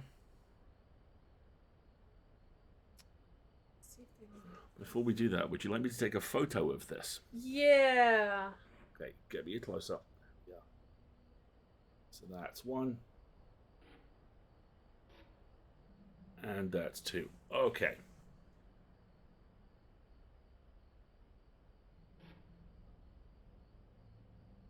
So is this me playing against him?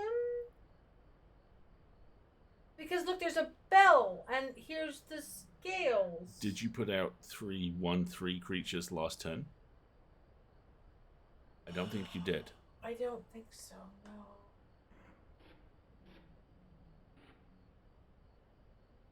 And this can't be you, because the Gek mechanic is not one we've seen yet. Alright, let's try moving the pieces. That's all I can do.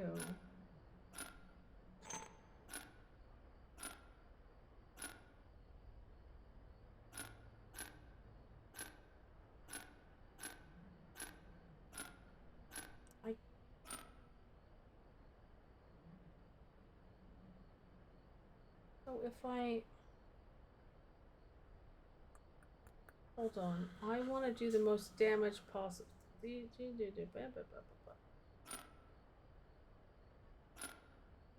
I mean, I want them all to be my pieces, right?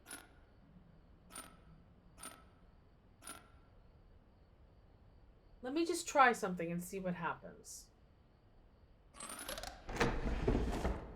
How did you do that? Okay, so I moved them all so that the amount that I was doing enough damage to win, i.e. 5, and it opened the drawer. Forgot that I had put that there. Very well. You may add it to your deck, and I'll deal you 1 every so often. A skink. You want to try the same thing with the other board? Yes.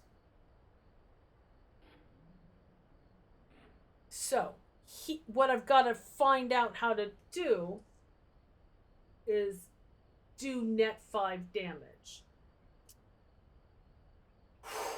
Okay. So... okay, see that gold bar? I can take that one out of play. I don't see the gold bar. These pieces, see there's a gold bar here between the tiles. So they can't move. They're fixed. But I can do that. Which means I'm doing 1, 2, 3, 6, 7 damage. Versus 1, 2, 3, 4, 5 damage.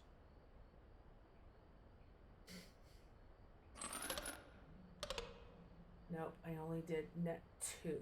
Okay.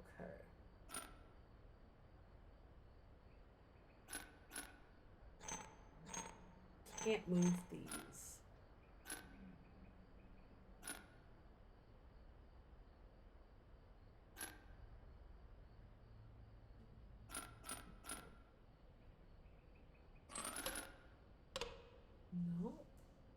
Interesting. I haven't quite figured out the. Okay. Move everything out. Put that on my side. I think this is going to be a bigger puzzle than we can figure out tonight. And I'm pretty sure that the reward for the puzzle is going to be another card. So, did you take a picture of this for me? Let me check on that. And I think I might have to try and do this later. I have pictures of both starting positions for you. That gives me a net 2. That gives me a net 1. Hang on. Net 1. Net 1.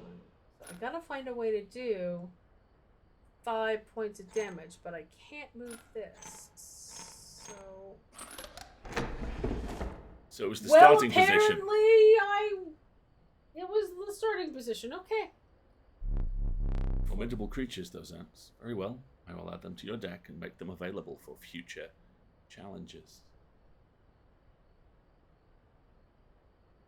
All right. Ah, crap. Okay.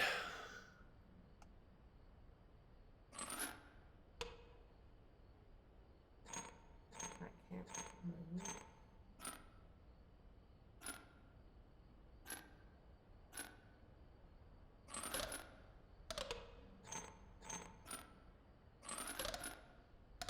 I do not understand how moving that up gets you an extra. It's putting it from my hand into play. Okay.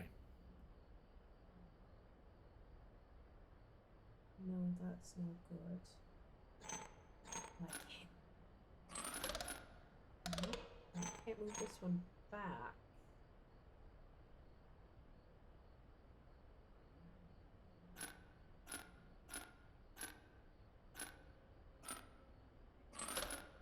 No.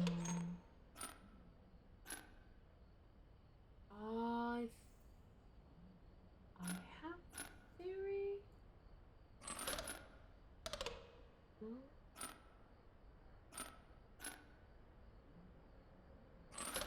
No. Okay. No, I'm not gonna try. I'm very tempted, but I'm not. Sure. think We got some time. I have a feeling that the number of ants you have in play adds to their effect. I can't move this one out of the way. And for some reason, if you move the ant on the end up one, it does less damage. Is that right? Right, because it makes it his, not mine. So I don't. This should be right. I should be doing 4 points of damage. That should say 4. See, 4 ants. 1 point of damage for each ant. So if I put this ant into my hands, I put all these cards in my hand, and I play this instead, I will do 1, 2, 3, 4 points of damage. Only 2 points. No, that doesn't make sense because it's flying. Because it's blocked. No damage at all. Interesting. These are cards, and I'm just trying to. I've got to remember what the gecko effects are. Let's see. I can only. You see, I've got all the. No, I'm doing no damage at all. I have no cards in play. If I do this, I have 4 cards in play. But I need to do 5 points of damage to him. So I need to figure out how to do that.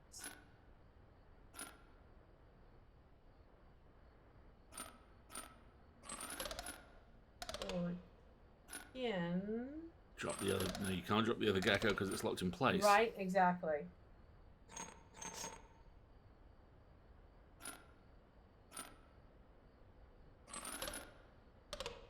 Because these are, see, I want his pieces out of place, but because that guy is locked, I have to figure out how to do 5 points of damage.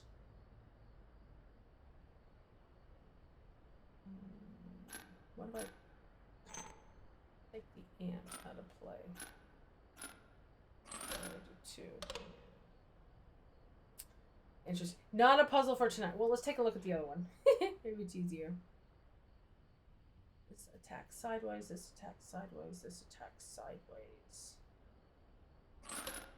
That's one. So first round. No.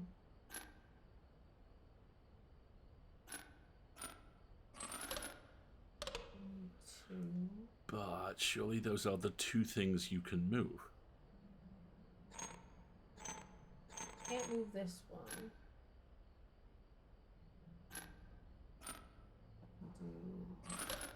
Do that.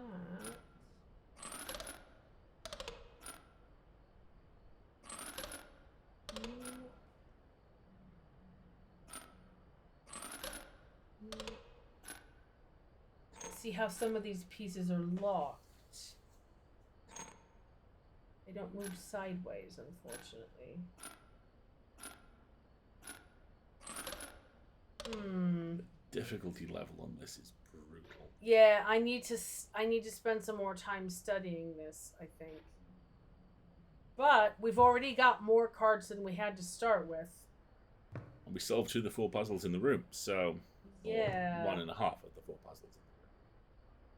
I'll bet once you solve all 4 boards, the wolf unlocks. That's my hope as well.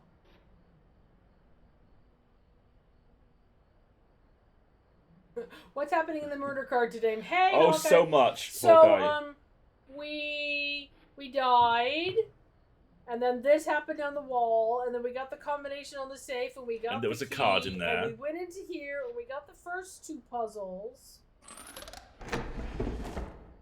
Again. See. 1, 2, 3, 4, 5. 5 damage, which is what it wants us to do. And then this puzzle, we're doing 1, 4, 5 damage as well. But these cards out of play. It's 5 damage it's going to get through as far as I can tell. How the fuck did you do that? Oh, it's one of the ones we've already done. Yeah, it's the ones we've already done. But here, I'm trying to do 5 damage that's going to get through. But the problem is... The problem is the supernatural dick who's imprisoned us is the problem.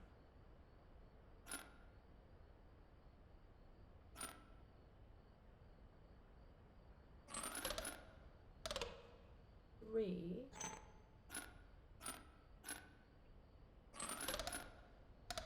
4, but I can't get this gecko out of the way.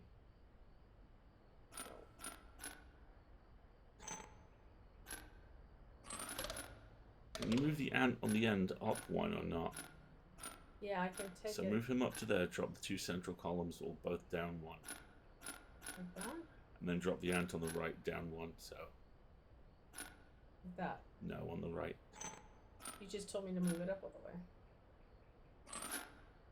See? No. Okay. Love when we die and come back weird. Yeah, we have the bones mechanic. Yeah, there's bones now. It's a whole thing.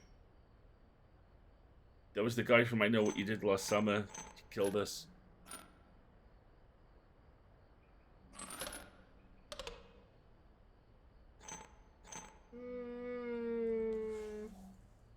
Yeah, we have bones now. Every time one of our cards dies, we get a bone.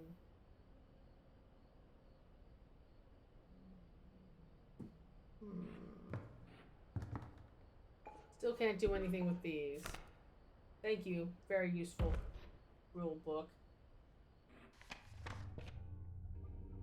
But, okay. I think this is going to give us more cards, and there's a campfire, and then there's a fight. You want to do the cards, the campfire, and then and leave it there? And then we'll leave it there. The Conniving Raven, a blight upon the skies. That's a really powerful card. That's us! I am not okay with the fact that that is us. And that he didn't say anything about that. The apotheosized goat, the truest offering. Sacrificing it grants 3 blood. So we're going to take us, right? We're taking us. Fuck you, motherfucker.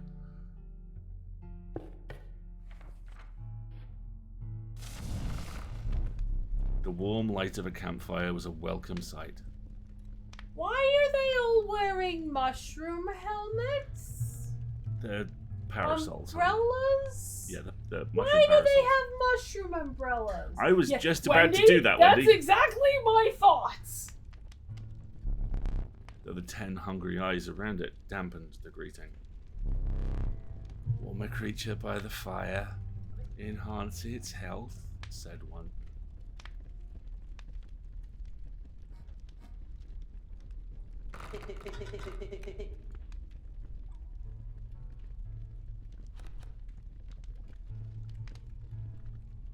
So neither the stoat nor the stink bug are especially happy about being here, are they?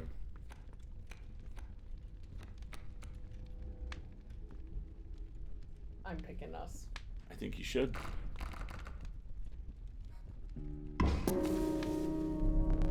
The survivors were right about the flames. They had enhanced the creature's health. Spotting a few of the survivors drilling, you made a hasty retreat with your A and M.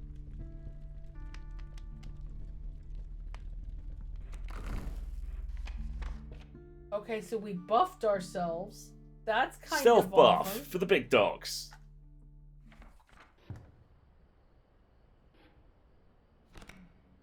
Any other words of wisdom, please? Oh, trifurcated strike. Frozen away. Oh. As long as your pack is not full. Steel trap. Amorphous.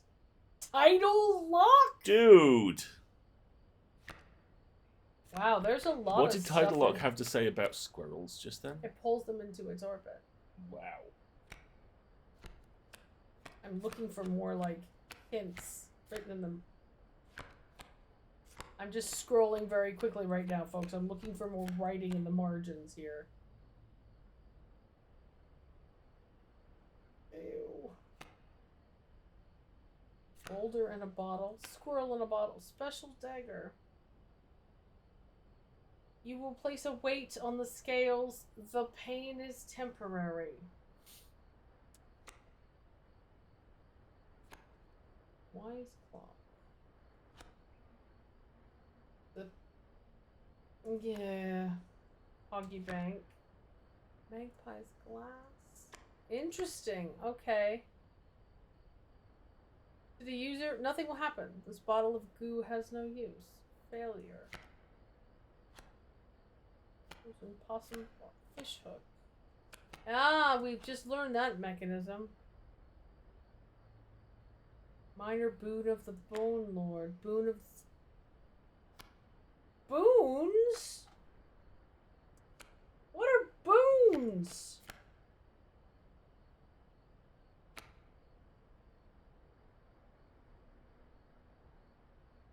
Card count? That's alarming. Mirror. What have? Wow. What was 1 half bones? The value represented with this sigil will be equal to half the number of the bone tokens owned by the owner. Oh, okay. Wow, there's a lot more to this game than I realized. Yeesh. Oh, ants for the sliding puzzle. Excellent spot, Wendy. Bellist? Chime was created on each empty and adjacent space. A chime is defined as 1 power, 0 power, 1 health. Interesting. Yeah, let's... Ant. The value represented with the sigil will be equal to the number of ants that the owner has on their side on the table. So you're right. So exactly as I thought. If you have 3 ant cards in play, then their damage is each... So 3. that's an Oh, alright, fine. So now we can figure out this puzzle. Hold on. Right. So... This is the one you already did, isn't it? No, you're right. I'm stupid. So that should be... There's 4 ants in play. So their damage should be 4 8, 12, 16 minus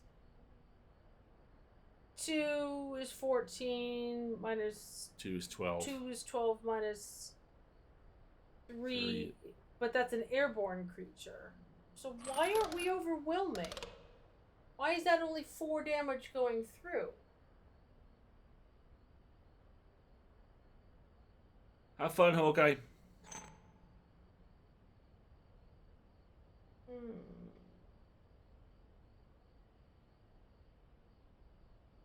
Have a good one, Hawkeye. We really need to wrap this up, but now I'm determined to figure out this puzzle! So if, hold on a second. Do it this way. Then I have 3, 6, 9. Minus 2 is 7. Minus 2 is 5. Plus those 2 is 7. Minus that's just 4, right? Nope! Aha! How did you do that? I was doing math and I thought I was wrong and tried it anyway. Hooray! The caged wolf! Like the thing for the squirrel The thing puzzle. with the stuff. Curious. Ooh. I genuinely do not know how you did that. We are officially off the deep end for me. Okay. So I have 3 ants in play, which means this number, the ant number is 3. So I'm doing 3, 6, 9 damage. But you have to subtract all the damage on his side where that's been taken away. Where are you getting 9 damage from? The only number on those cards is 2. Okay, that's their health. The damage number is on the left-hand side, and it's ant. Ant equals number of ants. So 3, 6, 9, because there are 3 ants in play. Plus this 2 flying damage, but it's being blocked by this creature's 1 point. He doesn't have any ants in play, but he's got 2 health here and 2 health here. So that means 5 damage went through, Okay. which is what I'm trying to unlock. Okay. Now remember with this symbol, By in trifurcated strikes. this character, I don't remember what That's trifurcated strike. No, it's not. The trifurcated is this symbol with 3 arrows. That sunrise symbol does something different. But what it means is that this 1 point of damage it's doing gets done to The 2 things on each adjacent side. So here and here. Yeah. Thank you, Wendy. So none of this move. No, it does move. Okay. I'm experimenting. The sunrise symbol was on the porcupine card. Oh, so damage in response? I don't know. But we're running out of time. I gotta save 1 puzzle for next week, right? Okay. Is it in the book? Let's go find out if it's in the book. I bet you it's in the book. Porcupine symbol.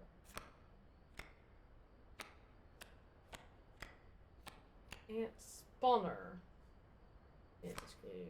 That's a Michael Jackson track. Sharp quills. Once a card bearing the sigil is struck, the striker is then receives a point of damage. Okay. So if he's here and I hit him, then he does damage backwards. Right. Okay, so why wouldn't I do this? I can't move this piece.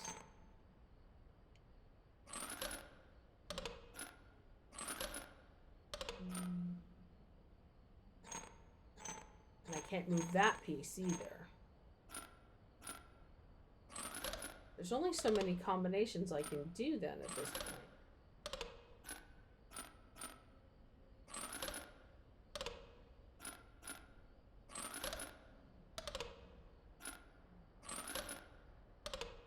That makes it worse. No.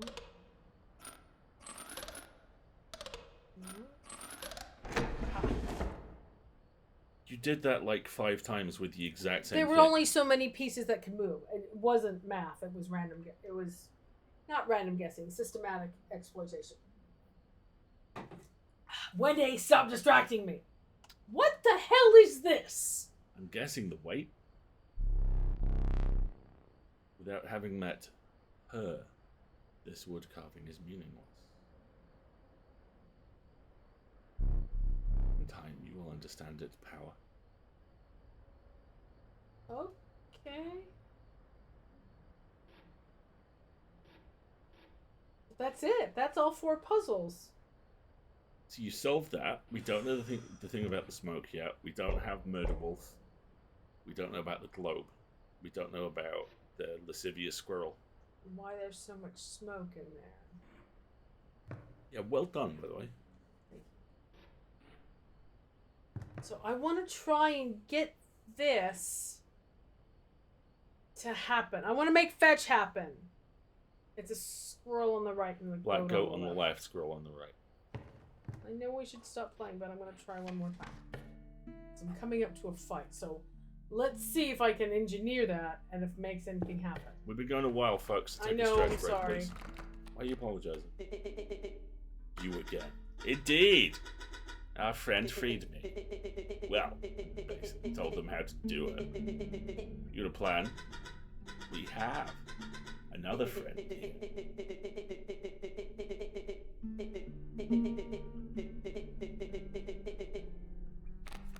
Interesting.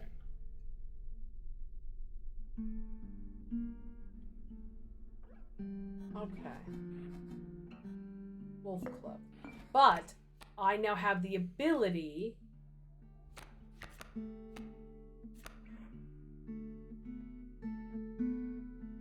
to do what it is we wanted to do. I can play the squirrel here, and I can play the black goat. Nope. All right.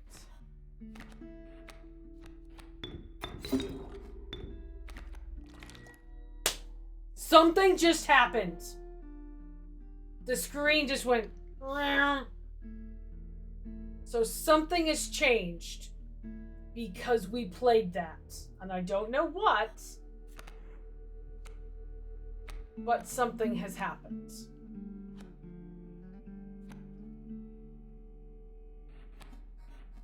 Now I'll actually pay attention to the game. I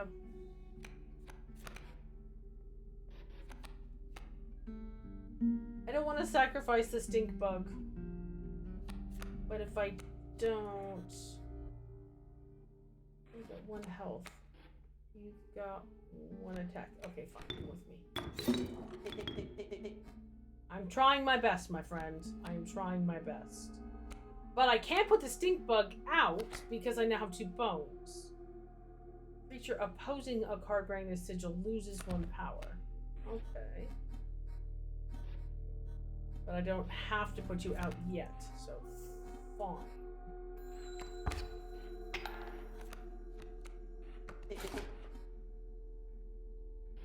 But you're about to kill it. Alpha. Oh, God. Creatures adjacent to a card bearing the sigil gain 1 power. Alright, we gotta squash that.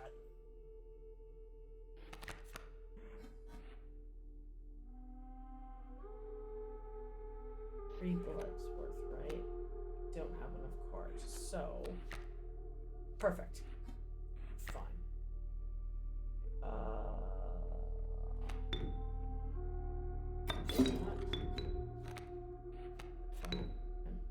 No. Oh, well, I got that wrong.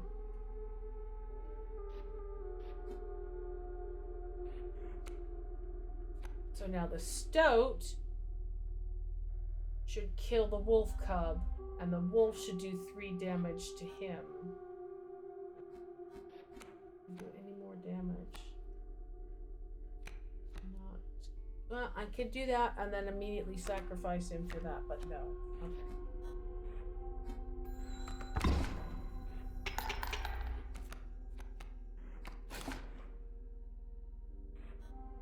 Alright. So the wolf is gonna kill that, the alpha. The stoat's gonna do a point of damage. And end him. So Chances I'm are. gonna win. But I can do a little more damage if I take. Wendy said, "Don't you have a spare blood?" It didn't call. It doesn't roll over. So you, and I might as well put the stink bug out because I'm gonna run out of bones. What did you say? Back in the game. And that gave me a bunch of spares. Cool. All right. Let's see what's on the path ahead here. Oh, is this my... It's your deck. I want to play this caged wolf. He's a boulder. So I've got to put him in a position where other people can let him out. Because once he breaks and dies, it'll break the I bet you it'll break the cage on the piece. And Wendy says take a picture. Okay, do I have a screenshot? I got it. Alright, I captured a screenshot as well. Alright. Go look at the picture. Ah! Yes, Wendy, smart. Yes, thank you. Because we... Fuck is that?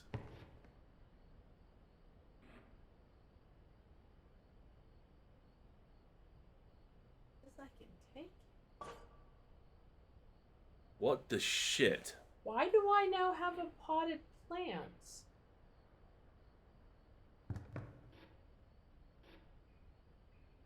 I'll put it there. Where can I put the potted plant?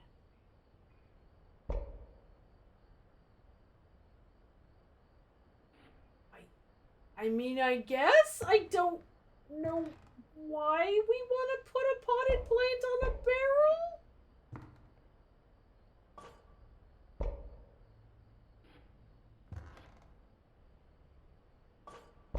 But that seems to be what we do? You're right, it might grow into a flower or something.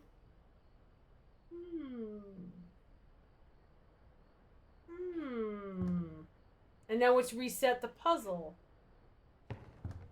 This hasn't changed. Okay. Okay. We totally need to take a break. Oh my gosh. Okay, hang on. I'm gonna turn the game off. That was so much. That was a lot. I'm like, my brain is trying to catch up. It's like, okay, we have a new mechanism. Yeah, we have several new cards, including us.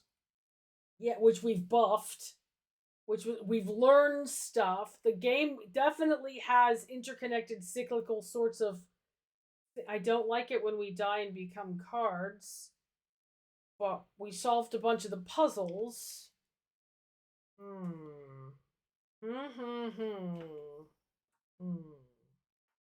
Oh, wow. It's Boobland. Chungus is also apparently very excited to be out of the refrigerator. Okay.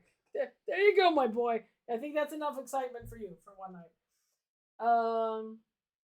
As before, I completely lost track of the mechanics right away, but I enjoyed the spooky ambience. I will try and slow down and go through the mechanics a little better next time. I apologize. I started figuring things out. I'm like, do this. It is not you. Rebecca, so I'm exactly the same. This is not something I'm wired for. That type of do this, move this, carry the one thing is not how I work.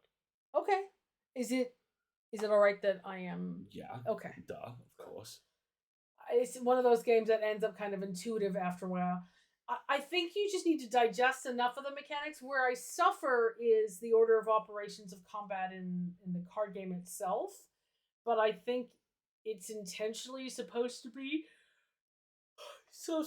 too hard and difficult so that you die, so that you get the clues. I think that's exactly how it's supposed to run. Right, so let's take a quick break. Everybody, please do have a wiggle and a stretch if you haven't. Yes, indeed. Wendy, I know it's midnight. If you need to poof, that's okay. And we will be back, and we will do some shenanigans to clear our palates before bedtime. We'll be right back. I can remember which button to push for the break. Here we go.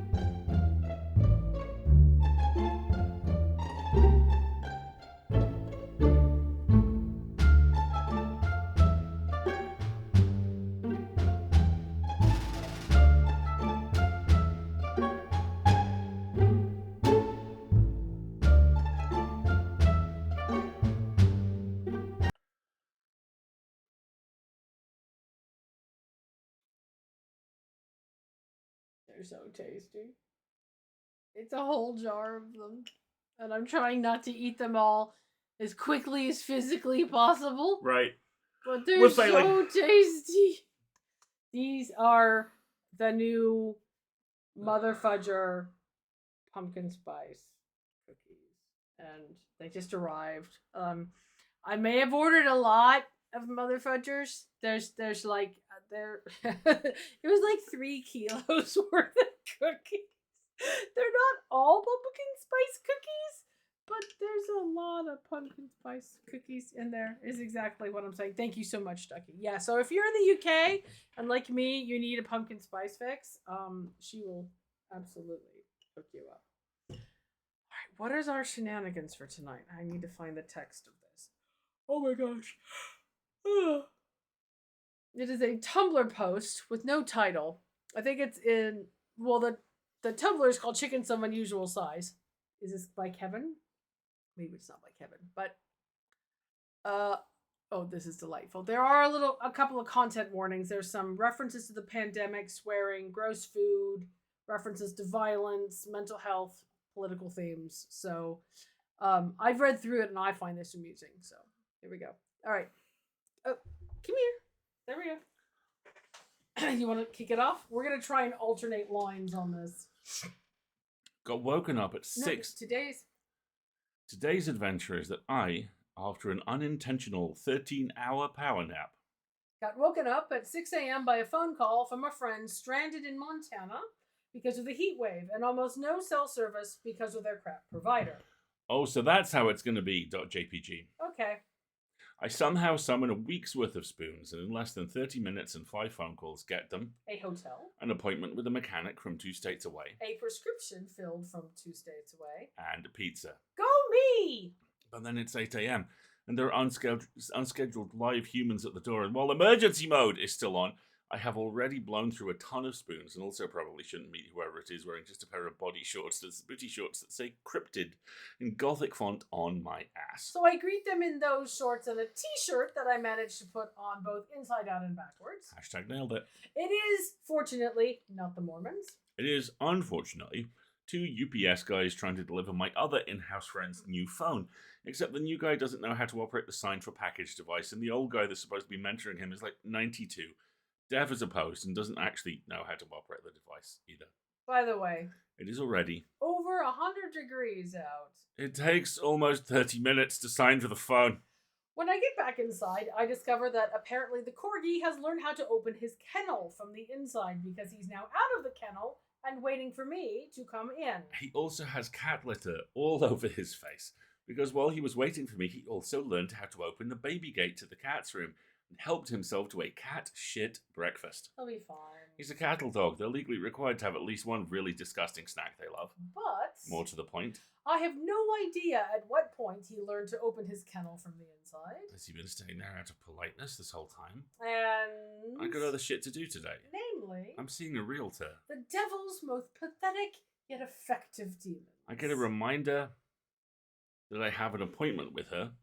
At least I think that's what it is because what she sends me is house emoji, clock emoji, 12 question mark emoji. With the time typed in the middle like that. She is, according to her profile, at least 80 years old. So I reply, sunglasses, thumbs up. And then she sends me a string of goddamn postmodern emoji hieroglyphics that take up my entire screen. She's on an iPhone, so half of them don't even translate across platforms. It takes me half an hour and 3 different software programs and goddamn windings to translate, but she sent me the address and rules about masking and not wearing shoes inside. In emoji. Instead of like... literally any other format. I am... fascinated. and simply must meet this woman. So if I don't come back to update, I got stolen by the fairies, but I'm taking the corgi with me as protection. So I'll see y'all later. Update. It's not fairies. It's Doris. Might be about to get a sewing machine and or start an ACAB riot.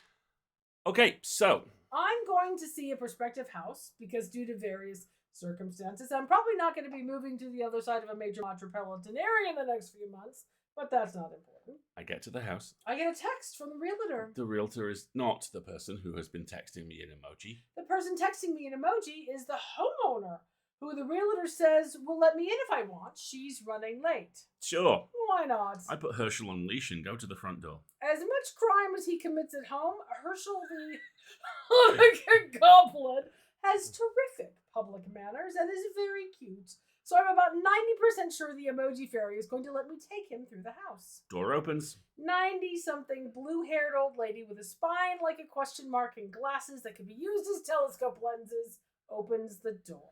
Oh, Gallus, how lovely to see you. This woman clearly knows me because she remembers my anniversary was last week and that my sister is back from Australia.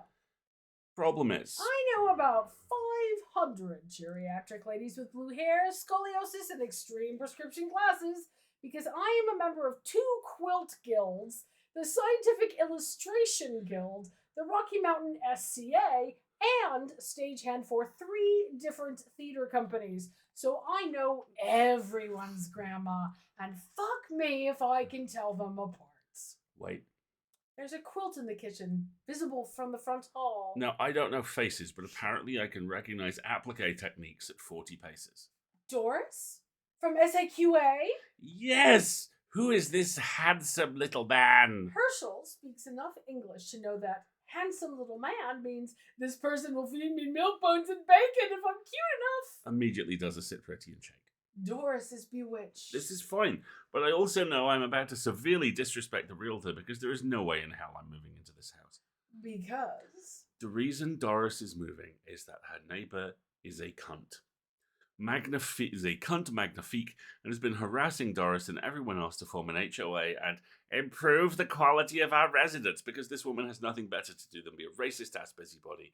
And recently she set her husband, a county sheriff, on Doris, trying to bully her into signing paperwork and threatening her with legal action and writing her up for bullshit property violations. Ain't putting up with that shit. And neither is Doris, so she's selling all her shit and moving out to live with her grandchildren in Santa Monica. But she's technologically impaired, so the only indication that there was an estate sale happening is a small paper sign in her front yard. Doris, I say, as Herschel makes himself comfortable on the couch for belly rubs and pieces of ham, did you tell SAQA or FRCC or anyone on Facebook that you're having the sale?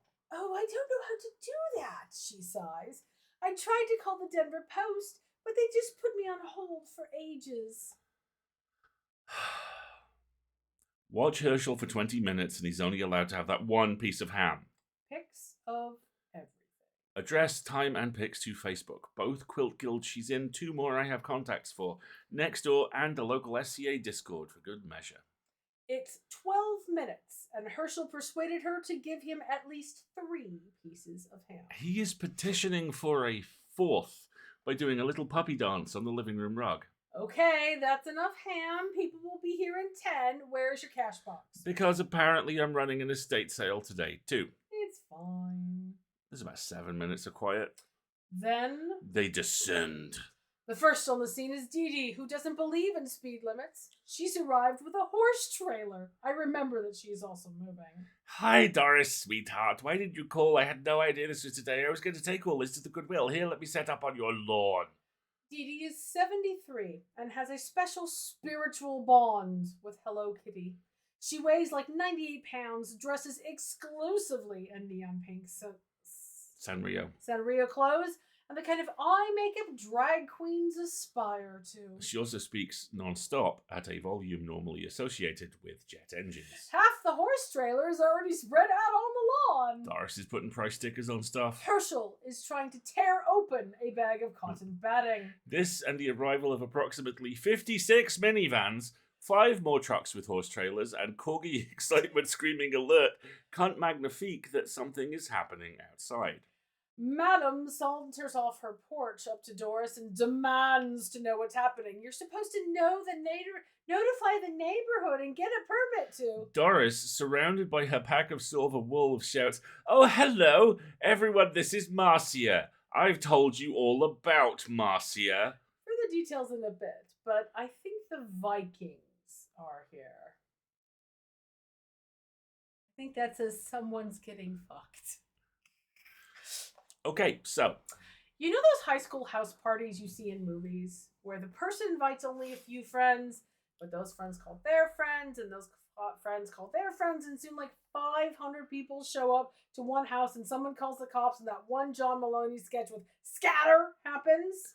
Old people will 100% do this too, except instead of a house party, it's an estate sale on a Wednesday afternoon, and when the cop shows up, there are lawyers present, and he is in deep shit because his wife just spent the afternoon admitting to doing a bunch of wildly illegal shit on tape. So where we left off, the party had really started getting underway because Marcia, the cunt magnifique, had decided to crash the estate sale and whine about, "We're supposed to coordinate garage sales as a neighborhood, and your friends are buffing traffic on the cul-de-sac while nobody is home." Wah, wah, wah. Now, Dee Dee is about ready to throw hands, but she's nowhere near the most dangerous of the silver wolves.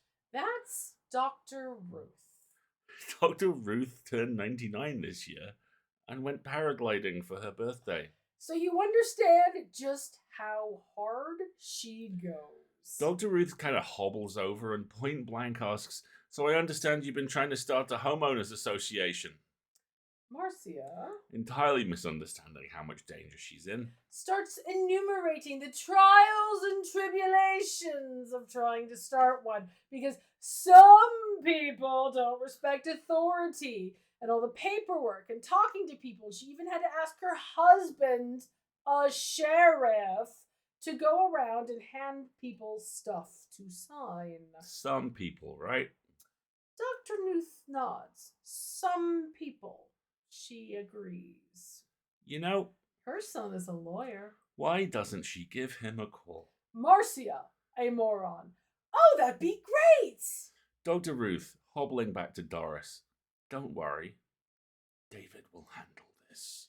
Meanwhile, The friends of friends and the friends of friends of friends are arriving, lured in because they heard the words long arm sewing machine and handmade quilts.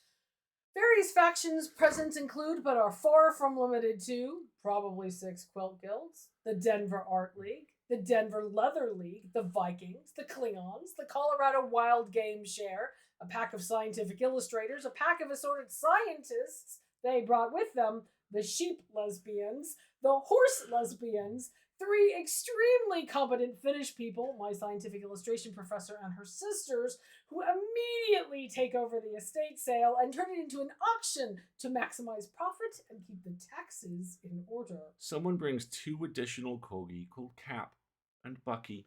They are Pembroke corgi and weigh about 21 pounds each. Now, Herschel is a cardigan Welsh corgi and weighs 42 pounds because he's huge even for a cardigan. And he is delighted with his new minions. They worship him as a god and follow him around so that every time he sticks his face in something, 2 smaller corgi faces immediately follow some kind of adorable Cerberus. Pelts and meat chairs are being traded out the backs of trucks and vans. Someone is making bratwurst. Intrigued by the brouhaha, Doris's neighbours emerge. They are also geriatric and very nervous because Marcia has been harassing them too. They are telling this to the members of these factions that are also lawyers. There are at least 5 of them so far, and David isn't even here yet. I want to be invited to this party. I realize my realtor isn't even here. I decide to text her. She is somewhere in the crowd and having a nervous breakdown because she's so late. Ma'am? It's 103 out. I was just handed a freshly grilled brat. Some bitch is incriminating herself on the lawn. Nothing scheduled is happening. Come sit in the yard and watch the corgis play on the Play School plastic slide set. They're disassembling it like tiny furry engineers. Have a bratwurst.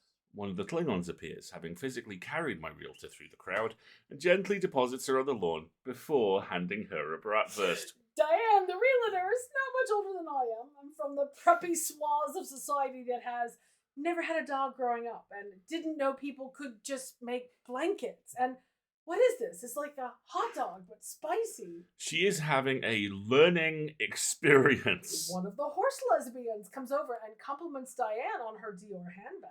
Diane thanks her and compliments the apparently expensive brand scarf she has on. Do you know all these people? Horse lesbian explains that she's part of the SCA and what that is, and that why, yes, her girlfriend Tasha is an armorer. Yes, like for knights. More livestock lesbians assemble. They are pulling off shirts to show off livestock and battle scars and biceps. Diane is learning a lot today. I am just getting everyone's contact info and making sure Herschel does not consume his weight in bratwurst. Whoop! Uh-oh. Marcia's husband is here. I step out front. He has used the siren to largely part the crowd and pull into his driveway, but it has closed around him and there is no escape. He starts huffing and puffing about blocked traffic and permits and the like, but this is not his usual can bully without consequence crowd. These are grandmas. Veterans of the 60s protest front who never let up. He's starting to turn bright red. Looks like he's about to cry, and I've got my phone out to record whatever incident is about to occur. And a Mercedes pulls up. It's David. Dr. Ruth's son. The lawyer. And I emphasize the because David is not some mere ambulance chaser. David is the guy that the state sends to prosecute corporate fraud and organized crime and other state departments. David was part of the team that took down the Colorado branch of the KKK. David is all of 5'4". He's very round. He's a balding little man that looks like the dictionary definition of nebbish, that moves with such intense confidence and authority that he pretty much has the Pillar Men theme blasting behind him at all times. So when he and 3 other lawyers from the state's office step out of the car, Mr. Sheriff goes from red to white like color-changing octopus, and I'm 50% sure he just shit himself. Because what he and Marcia have been doing is very, very, very fucking illegal. Marcia! He gobbles. Shut the fuck up! Marcia is standing in the middle of the cul-de-sac, having spent the last 3 hours recounting to anyone who will listen about the measures she's had to take. And now the 5 lawyers that were here are delightedly handing over the paperwork that she'd forced on Doris and the neighbors and pointing at all the doorbell cameras and witnesses out to the state's top prosecutor. Friends. I ugly laughed. 4 hours later, auction wrapped up with a solid 40 grand to Doris's name, puts pending sales on some of her larger furniture and antiques. Plus whatever David gets in damages from the county sheriff's office. Marcia and husband are fucking busted. Herschel spent all afternoon running around and eating snacks and is passed out on the floor. Diane is meeting up with one of the horse lesbians next week. The sewing machine went to someone else, but I did open my purse and find out Doris or someone shoved a bunch of cash in there. Now I'm getting ice cream and I'm going to bed. Not to make this monster even longer, but I slept and can answer a few questions. But first, the dog tax. Herschel is somehow even more adorable than I thought. And the dog... Okay, it's not that much further. Okay. Little ham man himself. 2. What was illegal about what Officer and Mrs. Cunt Magnifique did? Their host. Are you moving in? Does Doris still have to move out? Start with... I don't know all the details, but Officer Magnifique was going door to door in uniform and armed, telling his neighbours they had to sign this paperwork or there would be legal consequences, which is pretty much textbook coercion and abuse of office. Also, if I understand the summary, someone told me while I was dying of heat exhaustion, the actual legal setup they were trying to push was some shady land ownership tax evasion nonsense, too. But also... all of this happened yesterday. Charges aren't files, though they are definitely coming, let alone the trial. Trial held conviction payout for other consequences, so they could still be living there and involved in active litigation for like a year. And it's an unfortunate truth that living near a cop that's having a meltdown is a great way to get shot. So no, I'm not moving in there.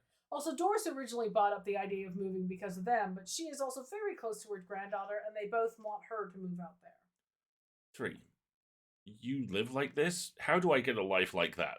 The process is fairly simple, but takes a lot of work. It goes like this. A. Go outside and do things. In person. B. Specifically, go join a bunch of organizations that are relevant to your interests and keep showing up to / participating in those events. C. People will notice and remember you. They will notice and remember you faster if you're like 40 years younger than them and have purple hair, but I digress. They will come over and say hi. You will say hi back and talk about your mutual interest.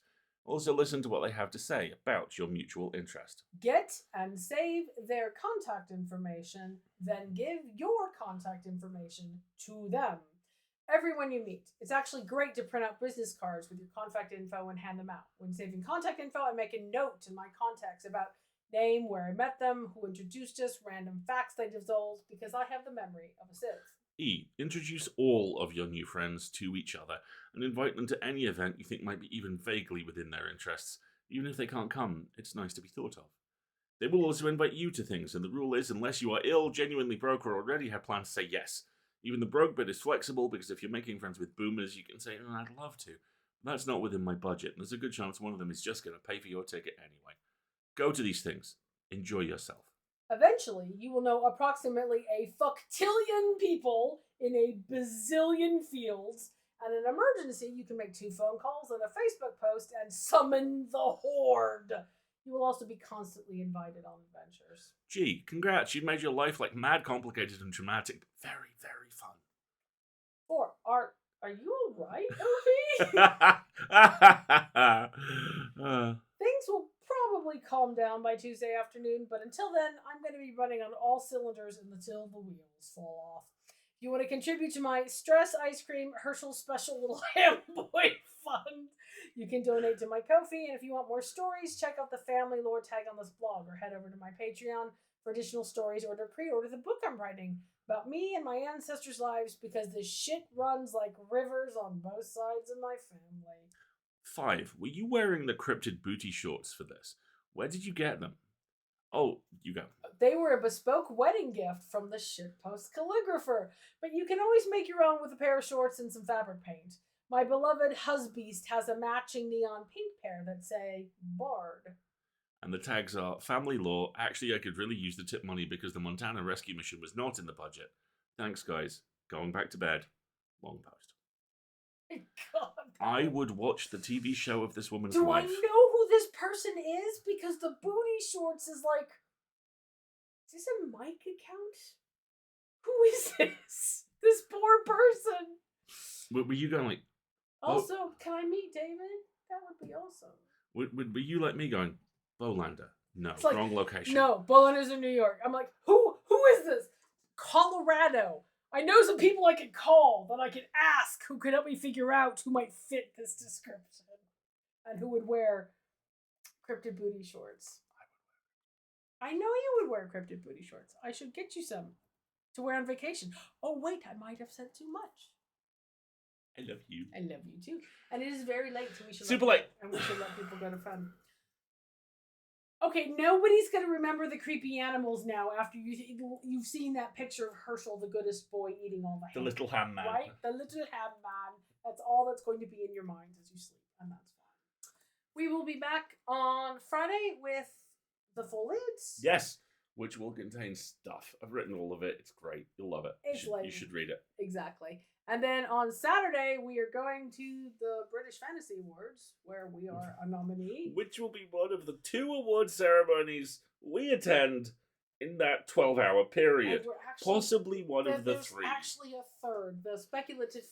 what is it? The Subjective Chaos Awards, which are given by... Some friends of us who are amazing. Yes, I just know him as Run Along Wumble. I'm so sorry, I can't remember his Adrian actual C name. does it as well from And Middle there's Shelf. a bunch of other people that we know.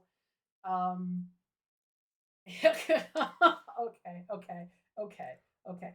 2 cowboys are lost in the desert. One looks up and sees a tree covered in bacon. A bacon tree. We're saved, he says. He runs to the tree and is immediately fired upon from all sides. It was not a bacon tree. It was a ham bush.